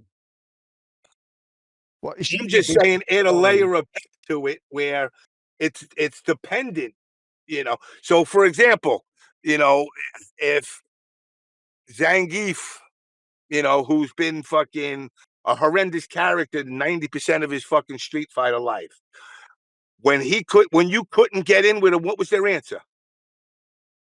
Give him the spin and let fireballs go through it. Then they gave him the golden hand. I'm saying that when it comes to the anti-air punches, give that evolution, but not just because you want anti-airs to be easy. You can do an anti-air, but each character to anti-air them, the timing is slightly different. It's not going to be big, but I don't want to make it so many variables where every character is different.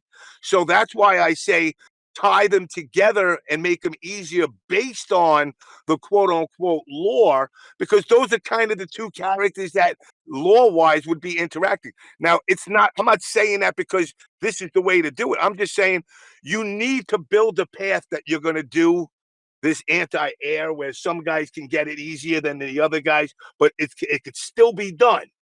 Keep that in mind. I'm not saying some characters can't anti-air. I'm just saying anti-air in Kung Lao with Sonya, and then anti-Aaron with Cabal are slightly different based on those characters. But Yeah, it could still be done. I it's an understand your interesting way point to now add depth. better. I like it. But Yeah, I mean, I don't like it, but this I would just make think it it's so better. it would be hard for people to character hop to. You know how people go to tournaments and they play 8 different characters? This would be so that when you're playing different characters, you better know the timing and all these different matchups. That would be so you have to specialize and get good at a It character and kind of learn them from forces the you ground to up. it Yeah, kind of that forces adds a you lot of depth to characters. to learn every character. Yeah, you have to learn. You can't just switch between characters and enter the same exact way. You have to learn their different timings and how they enter. But they would You still know, be consistent at the end of the day. I play your Freddy with Baraka. Every time you jump at me, I just anti-you because I got that shit down pat. Now you turn around and you bring Jax at me. That timing is different. I might not have that timing down perfect. So now it's harder for me to do it. So it's not just a matter of me saying, okay, well, I beat his Freddy, so I expect him to just turn around and grab this character and it's going to be me just blowing him up again. It means the depth of your character is going to change, not just based on special moves, but also based on anti-airing. Yeah, the whole So it's really package. So everything a together. second layer of trying to know your matchups.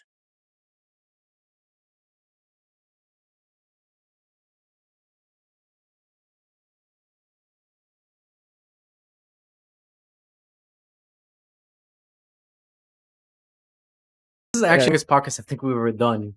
Because Yeah, it's there's getting just too these have long. been pretty good, interesting topics in my opinion. There's a lot to say on them. Yeah. It's the return. This is the longest one. I got the record.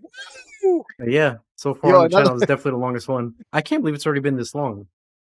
I yeah, could Yeah, have when you're talking about MK, time flies. swore between Dave and Bill fighting that you guys would have had the longest one.